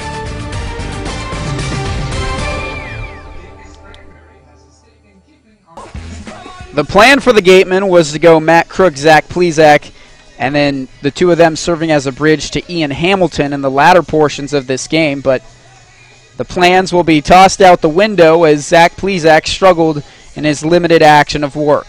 So he gives way to a left-hander this time, a lefty-righty-lefty sequence that the Gatemen employ here today. Ben Parr from Georgia Tech, a sophomore. I think also factoring into this decision is the fact that the Gatemen are losing right now. And with Hamilton probably the most reliable arm out of the bullpen available, they don't want to use him up in a less than optimal situation here when they might need him for game 2. Back in the half inning, the bottom of the fourth that we just took a break from, Nick Sierri ended the inning with a 2-out, 2 RBI base hit up the middle. I don't think he needed to sacrifice himself. I think it would have been close, but I think Wes Wilson still would have, or Charlie Warren still would have scored. But I guess better safe than sorry. Yeah, I think the intention was noble, and it turned out to work all right. He could have been at first with 2 down, but as it worked out, he gets the 2 RBI single, and Gatemen cut the deficit in half. It'll be the third appearance of the season for Ben Parr. Only gone 1.1 innings, though. One came against Harwich, and then on back-to-back days threw in Game 1 against Orleans. Allowed 1 hit, and that's it in his 1 1/3 innings of work. Here he'll be tasked with Ryan Purifoy, who belted a triple in his last at-bat.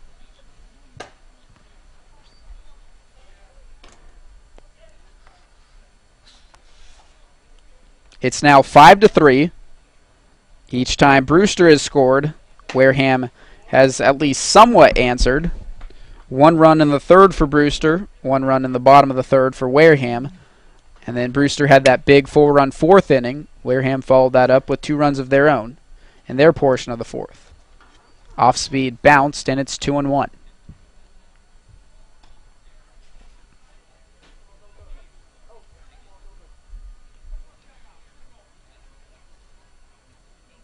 Gatemen looking for some quick outs here. The past couple innings have dragged on quite a bit. We're already an hour and a half into this game, which for Cape League standards is quite slow. Only one of the 11 Gatemen games so far has lasted longer than 3 hours. A testament both to quality pitching that we've seen. A leadoff walk for Ryan Purifoy. And it turns out the one game that lasted longer than 3 hours was that high-scoring 12-11 loss for the Gatemen against Harwich. The nightcap of the doubleheader last Sunday in Orleans was a 1-0 loss for the Gatemen, but I believe it was played in about 1 hour 35 minutes. Yeah, that by far was the quickest game, especially because it only went 7 innings. But yes, definitely because it was a pitcher's duel, a very low-scoring game. Chandler Avant takes a hack at the first pitch, and Weekly pops out to Kramer Robertson at second base.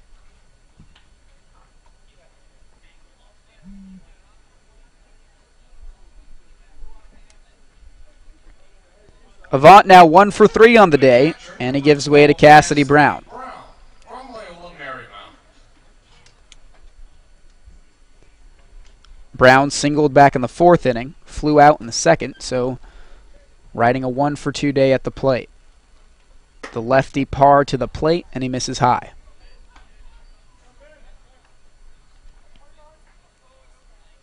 Everyone in this lineup except for Tenerowitz and Giratano have reached base so far. So far, 7 hits for Brewster, contributing to their 5 runs. McKinnon has room, but he lets it bounce. Robertson was chasing, and now his cleat caught in the fence, and he pulls it out. Yeah, it looked like Kisner might have had room, but perhaps thinking that Robertson was closer to that pitch, that ball, than he was, letting that fall.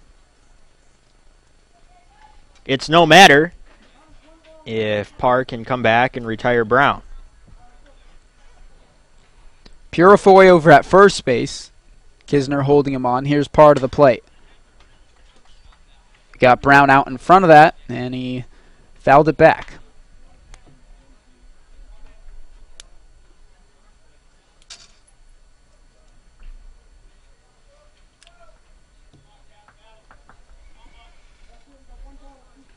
Brown the catcher today. He's down in a 1-2 hole. Reaching out and poking it foul.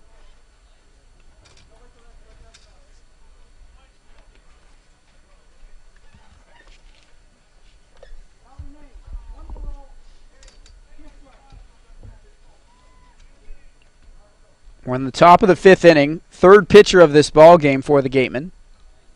Matt Crook started. Zach Plezak was in relief. And here, Parr had Purifoy picked off of first. He was trying to go on what looked like a timing mechanism. Parr took a little bit to respond and tossed to first, and that added time allowed Purifoy to get back. Looked like a good throw by Parr, but must have been the tag by Kisner. The throw was certainly there in time, and no one had a better view of it than the first base umpire. The 1-2 count. Curveball in there, strike 3.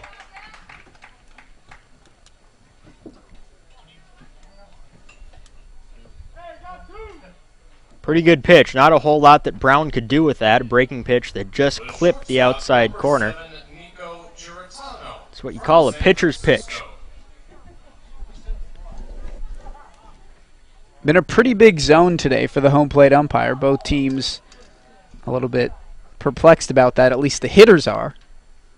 But it's been consistently big, and that's really all you can ask. If it's contributed to any quickening of this pace, I certainly have not noticed it because, as I mentioned, this game is crawling along.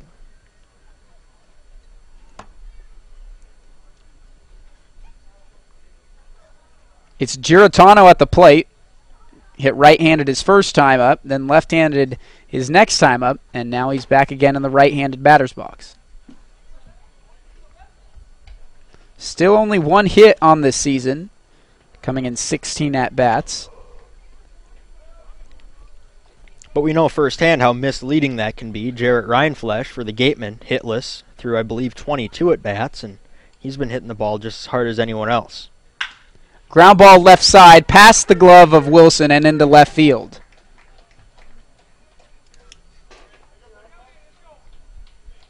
So there's your hit for Giratano, and first and second, 2 down.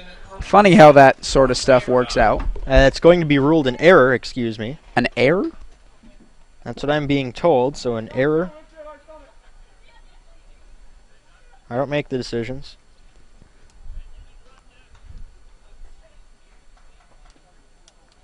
All right. Might be one of those calls that goes for an error now, and if a run doesn't end up scoring and harming Parr's ERA, then it might be changed back to a single after the game. Always something to consider. Sierra has a few words with his pitcher Parr, and we're ready to do things with 2 outs. Now 2 runners aboard.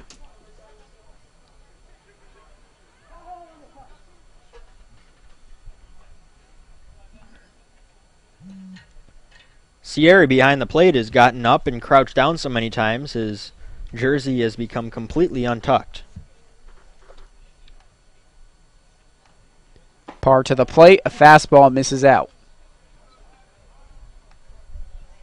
Sierra's had to work back there today. His work is certainly exemplified in the scorebook, but he's been having to move around a lot. A few wild pitches from Plesac and a few pass balls as well. Have a 1-0 count with 2 outs.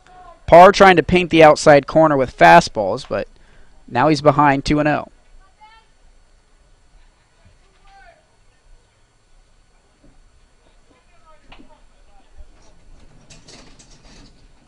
Brandon Caruso, the Pepperdine left fielder, up at the dish with Toby Hanley, the leadoff man, waiting on deck. Again, Parr missing outside with his fastball, and the count runs to 3-0. 4 walks for the Whitecaps on offense so far through 4 2/3 innings. The 3-0. That time Parr locates his fastball, a called strike. And 5 walks for the Gatemen on offense through 4 innings. Should have known coming in that walks would be a theme of this game. We talked about Schicks. Crook wasn't terrible with his command, but you'd still expect some spottiness at times with a guy making his first start in a really long time. Plesac, though, had been more prone to giving up the long ball rather than issuing walks. But he had his fair share as well.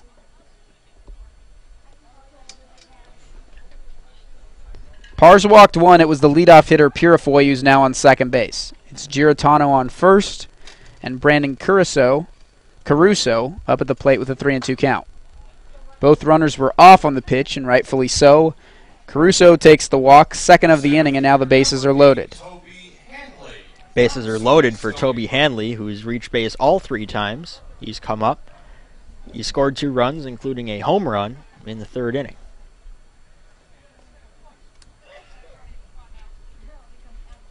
Again, to reiterate the story we told in this first at-bat, like the right fielder for the Gatemen, Jay Jabb, started out as a temp player. Hit so well, Jamie Shevchik decided that we should sign this guy full-time.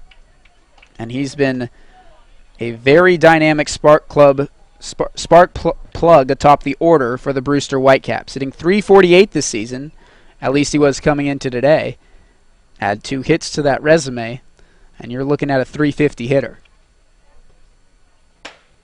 Fastball from Parr catches the outside corner, much to the chagrin of Hanley. A quick 0-2 count. And now if you're Parr, what do? You don't want to give him anything too good to hit on 0-2, but Sierra has had some trouble on low pitches, blocking those, at least with Plesac in the game. Perhaps a high fastball. We'll see what he goes for. Sierra's setting low, and Parr paints the outside corner, another fastball. 2 strikeouts in the inning for Ben Parr, and he escapes the bases loaded jam without allowing a run. We'll head to the bottom of the 5th. Gatemen still in a 2-run deficit.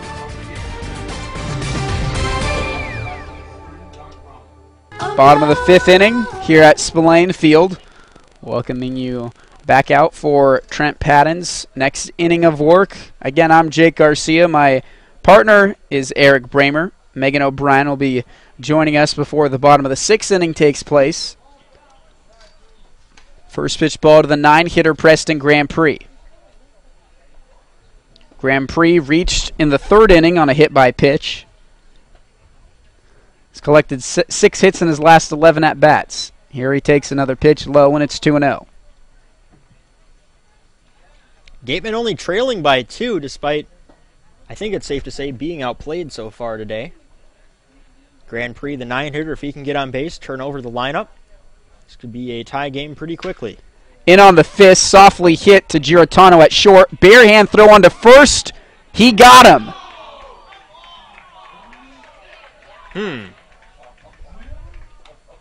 All right, an interesting call there, but Grand Prix retired, and that's out number 1. This umpiring crew not gaining any supporters from either side so far in this ball game. We've seen an overturned call at second base go in favor of the Gatemen. We've seen Cooper Ferris upset about a caught stealing at third base in which Wes Wilson was gunned down. And then right there, Preston Grand Prix ruled out by the first base umpire. From our vantage point, looked like he beat it by a half a step, but our angle, not the best angle. Let's not take away, though, from Nico Giratano's great Yeah. bare hand play at short, and then throwing across, apparently in time. Not an easy play indeed. Robertson up the middle, lined into center field, his third hit of the ball game. So welcome to the Cape League, Kramer Robertson. At least welcome to the Cape League this season. Franklin Pierce. A returning all-star for the Gatemen and 3 singles to start off his 2015 season. Kramer Robertson activated, as well as Grant Dyer, a relief pitcher from UCLA. And the corresponding moves to that were 3 guys released: Sam Dexter, Max Siebert, and Darren Shepard. Shepard's a guy who we've talked a lot about pretty extensively on these broadcasts, questioning whether or not it was he or Charlie Warren who deserved a bulk of the playing time. The coaching staff obviously opting in favor of Charlie Warren, and he's the center fielder without really a foreseeable backup. It's the right fielder Jay Jabs at the dish, taking outside. It's 1-1. I think it's safe to say that Shepard is going to be successful. I think it's just fair to him to put him in a position where he can play every day and get some at-bats. He'll be playing baseball somewhere this summer. Who knows where, but after these guys depart from the Cape, it's not like they just go home and twiddle their thumbs. They're in the Northwoods Leagues with a different Cape team on the NECBL. Jabs takes a hack and bounces it. It's 1-2.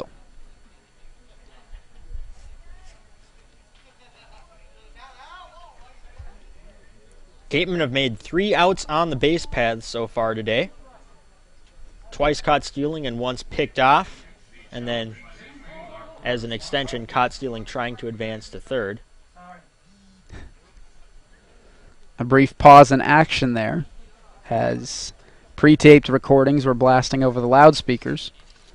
Sort of uncharacteristic of the Gatemen to make outs on the base paths. Going into yesterday, they were 17 for 21 in stolen bases, which, in comparison to the rest of the Cape, the second best stolen base percentage or success rate. Here today, though, uncharacteristically making outs.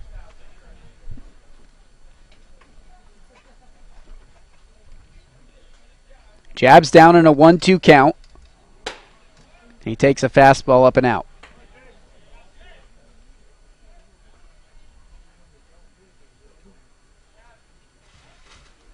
Remember, because it's a doubleheader here today, only playing 7 innings.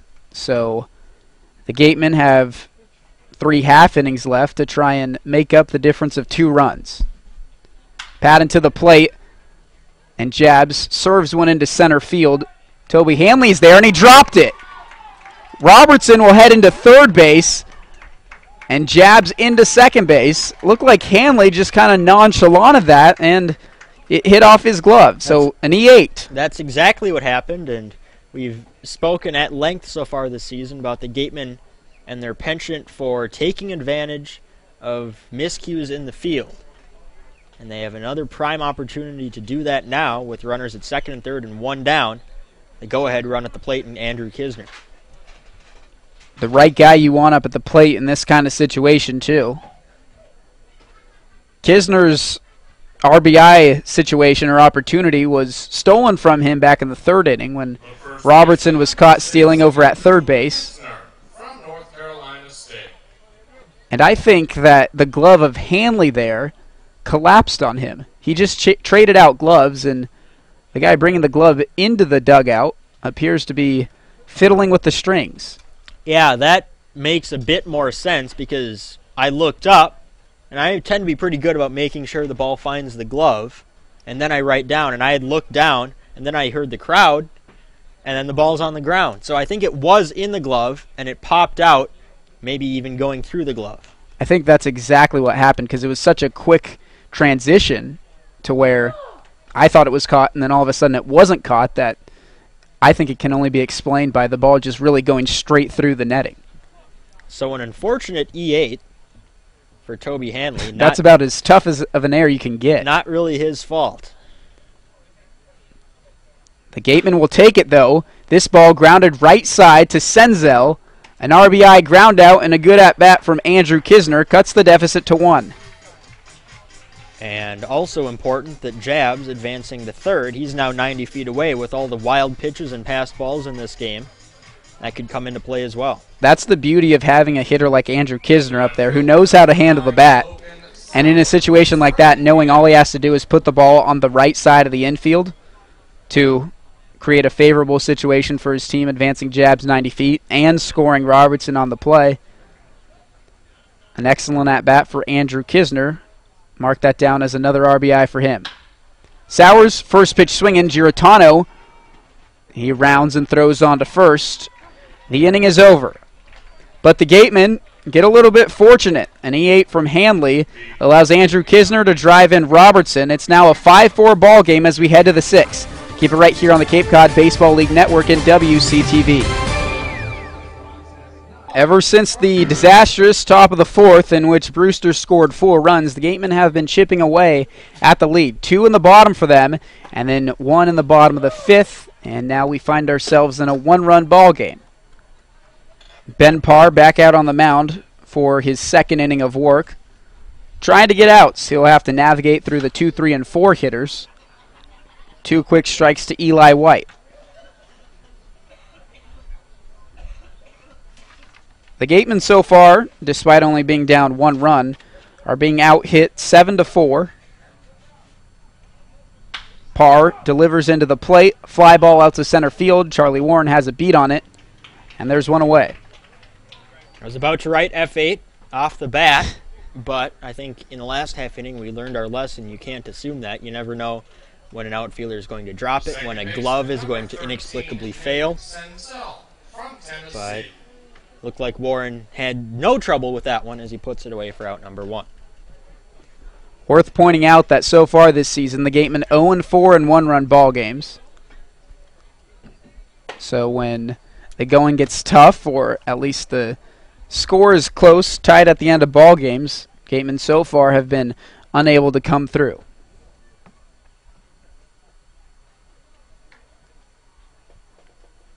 Senzel at the plate. A walk in his last at-bat. 1 for 2 before that.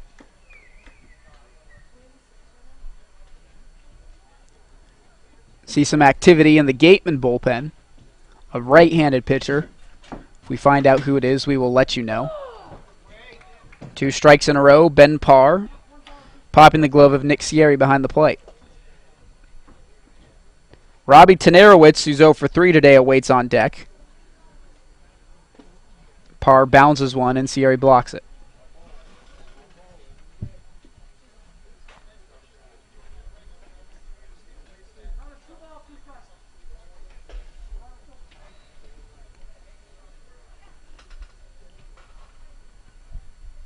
The 2-2. Ground ball right side. A really funky hop for Kisner, but he handles it.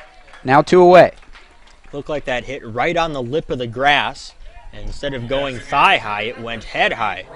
Luckily, there was enough time for Kisner to react and then take the ball himself to the bag for out number 2. But that's a fundamental way to field a ground ball. Always starting down, and then when a ball takes a bad hop like that, you can react and flip your glove up. If you start up and the ball stays down, a lot harder to move down. Yes.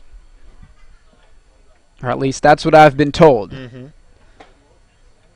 Ben Parr in there for a strike as Tenerowitz comes up empty. Now, you can separate yourself from your playing days all you want, but I think, and this is tentative of course, but I think you're scheduled to throw out the ceremonial first pitch before the nightcap tonight. I'm going to throw in some Ched for sure. I can tell you this much. If I'm where Megan was, a few feet in front of home plate, I don't think anyone is going to want to catch me. I certainly hope you're going up to the rubber.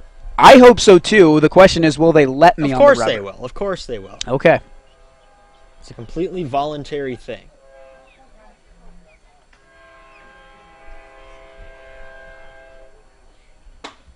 One, 2. Everyone ducks out of the way except for Sierra, who stabs it with his glove.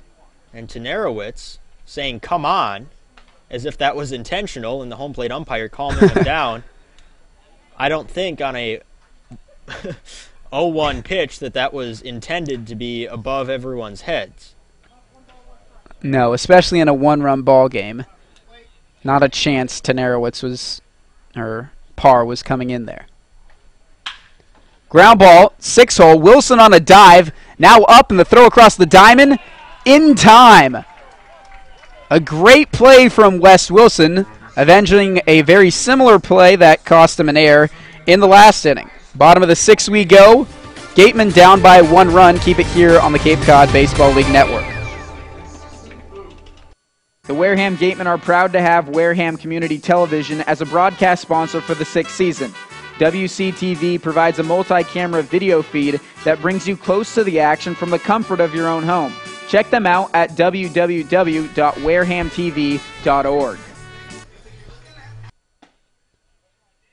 Fastball catching the outside corner, 0-1.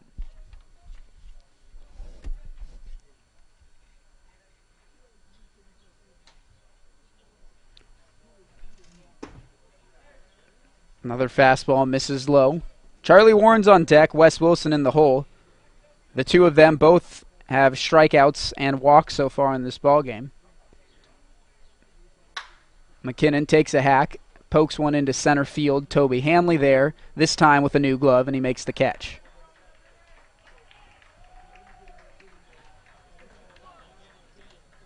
The center fielder, number 17, Charlie Warren from Rice. Warren, his last time up, walked, advanced a second on a wild pitch, and came around to score on Nick Sierri's RBI single. Turns in and takes a ball. So make that 8 games in a row in which Charlie Warren has reached base for the Gatemen. Chopped over to the first baseman, White. He fields and flips on to Patton. 2 outs. So now, in the 6th, it'll be left to Wes Wilson, who also walked back in the 2nd, but was caught stealing 3rd to end the inning. Number 8, Wes Wilson from Clemson. Everyone in this Gateman lineup, aside from David McKinnon, has been on base at least once here today. Wilson thought about pulling the trigger, held back, and takes a strike.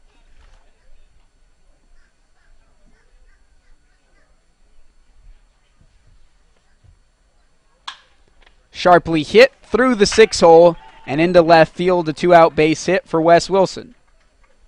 Good to see Wilson getting going. He was a big part of the heart of the order early on in the season, and then when the full players showed up, he has found himself either not playing or playing with a lesser role, and good to see him get a hit and get on base. Makes a good play to end the last inning. Possibly a bit mad that he let one scoot under his glove the inning before that, and then keeps the good times rolling with a single here in the 6th. And now it's Sierri, who accounted for the Gatemen's 2 runs back in the 4th inning. A 2-out single, 2 RBI single for him. Whiffs on the first pitch, 0-1.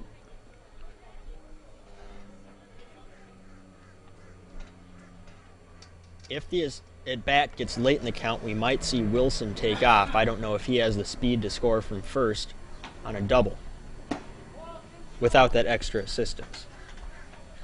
Although the Gatemen have made 3 outs on the base paths already.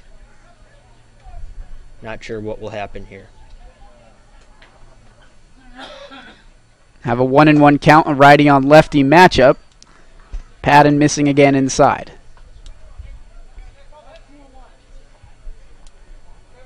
You do not want to take the bat out of Sierri's hands, that's for certain. Past 2 games, he has shown the promise that has him out in the Cape League in the first place.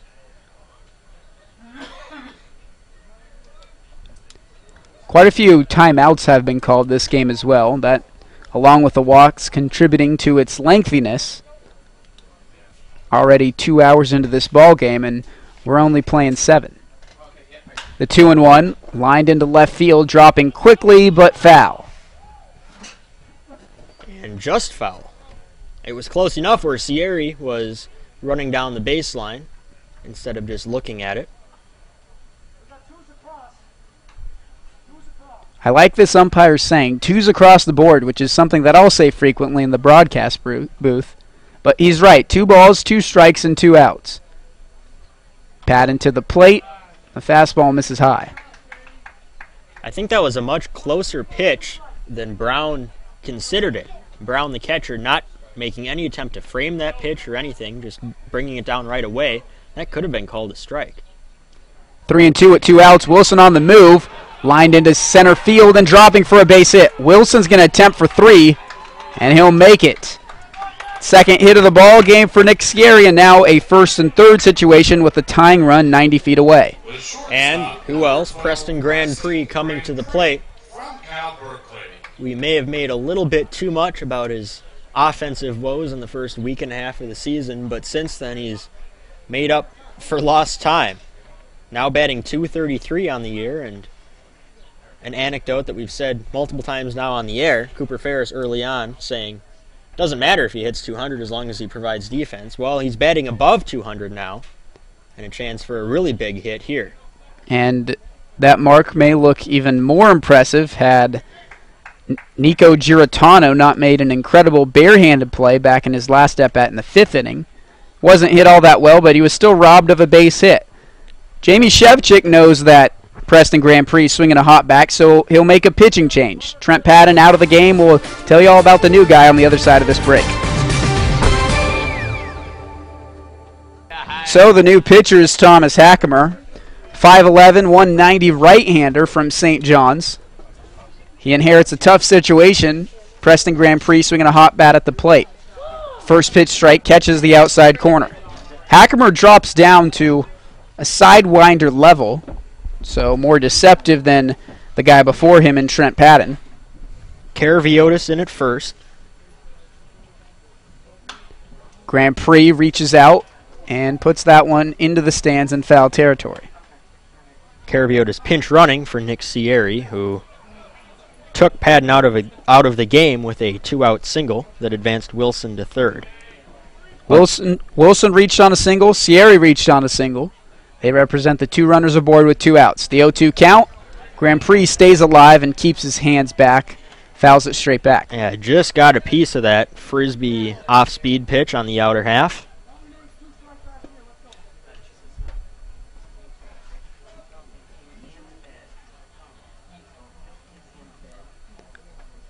An opportunity to tie this ball game up. Here's the 0-2.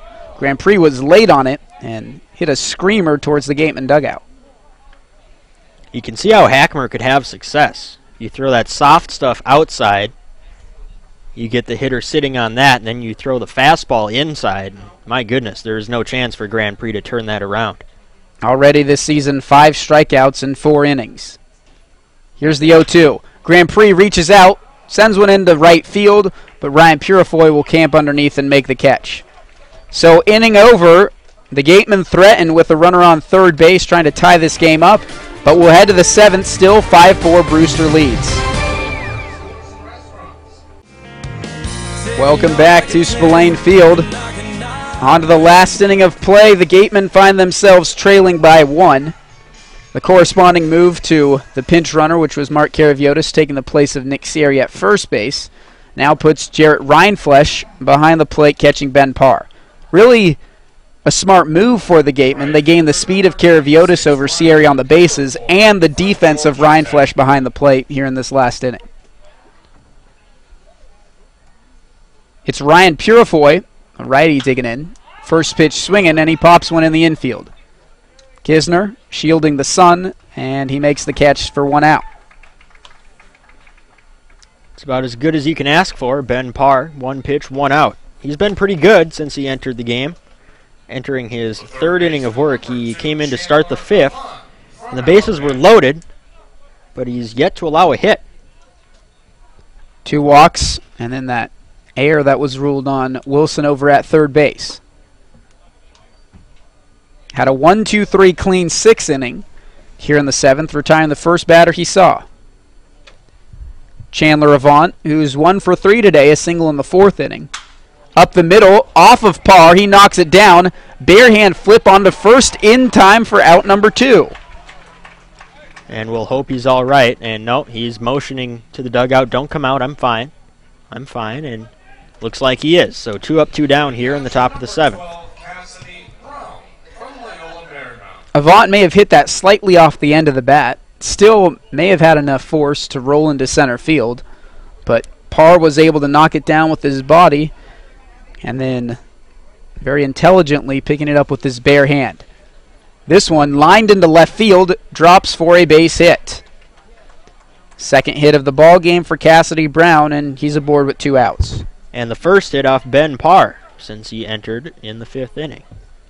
The shortstop, number 7, Nico Giratano from San Francisco.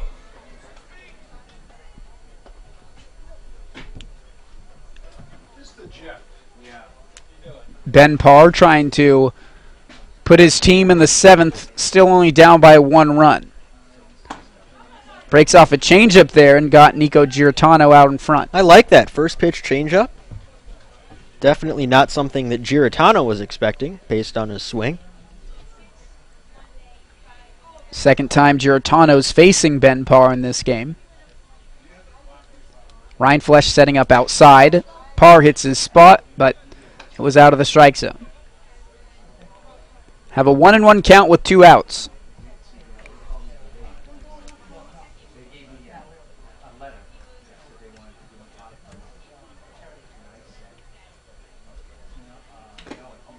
Parr, a curveball that time. Giratano taps it softly foul.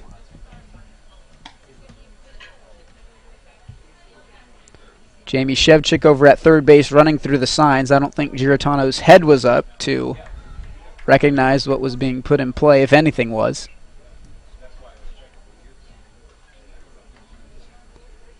Parr in the driver's seat, a 1-2 count. Runner takes off. Here's the throw from Rindfleisch. He guns down Cassidy Brown, the other catcher, quite easily. So Ben Parr faces the minimum here in the 7th inning. An easy inning of work for him. We'll head to the bottom of the 7th. Last life for the Gatemen, down by 1 run. Keep it right here on the Cape Cod Baseball League Network and WCTV.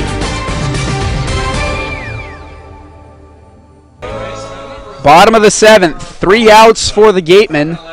They're trying to play to run, get a base runner, and they have the right man up at the plate in Kramer Robertson, who's 3 for 3 with 3 singles.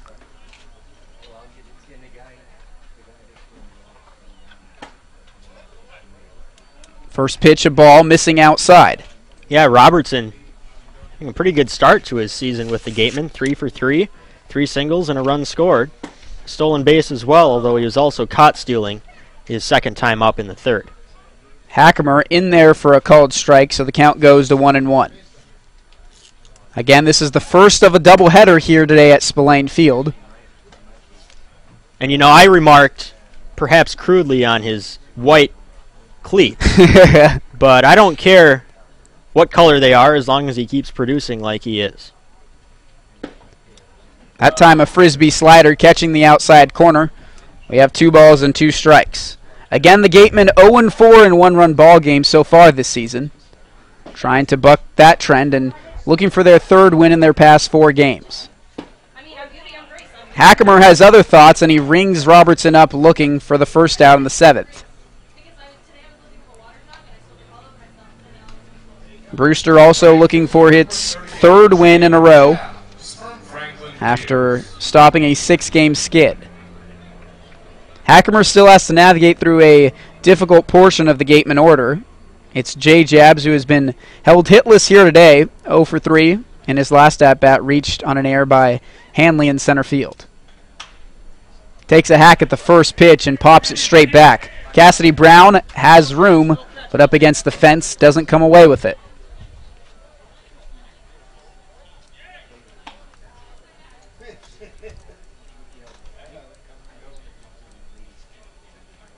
Andrew Kisner awaits on deck. Logan Sowers in the hole if need be.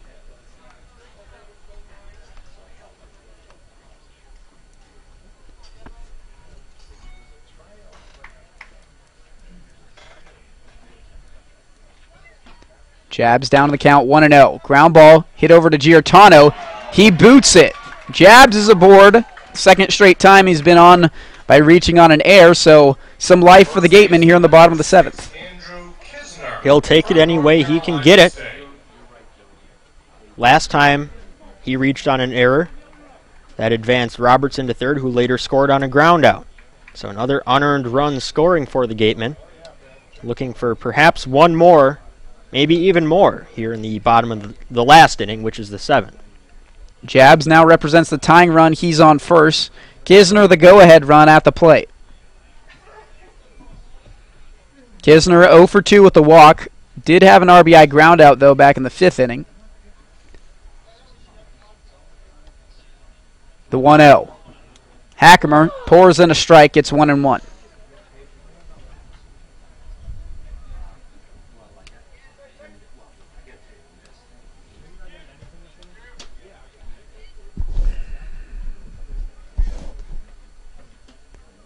Hackemer to Kisner. The 1-1 in there for a called strike.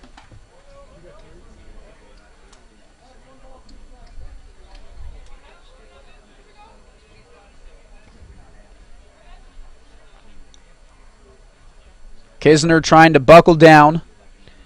His team in dire need of a base hit. The 1-2 misses outside. It's 2-2.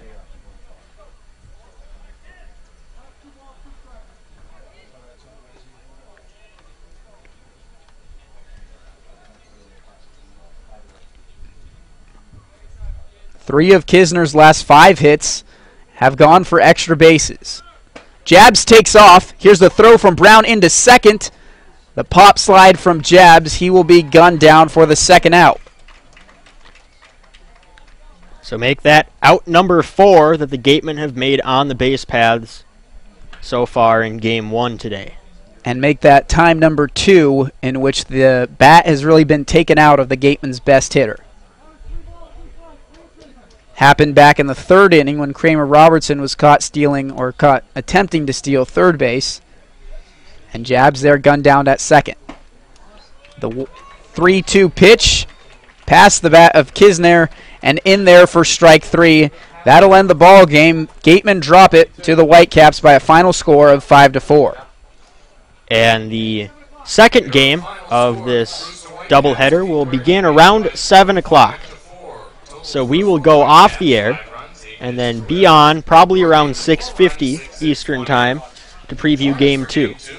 We will obviously have more thoughts on this game throughout the broadcast of the second game, but we'll save them for then. So we will go off the air, and we will see you very soon.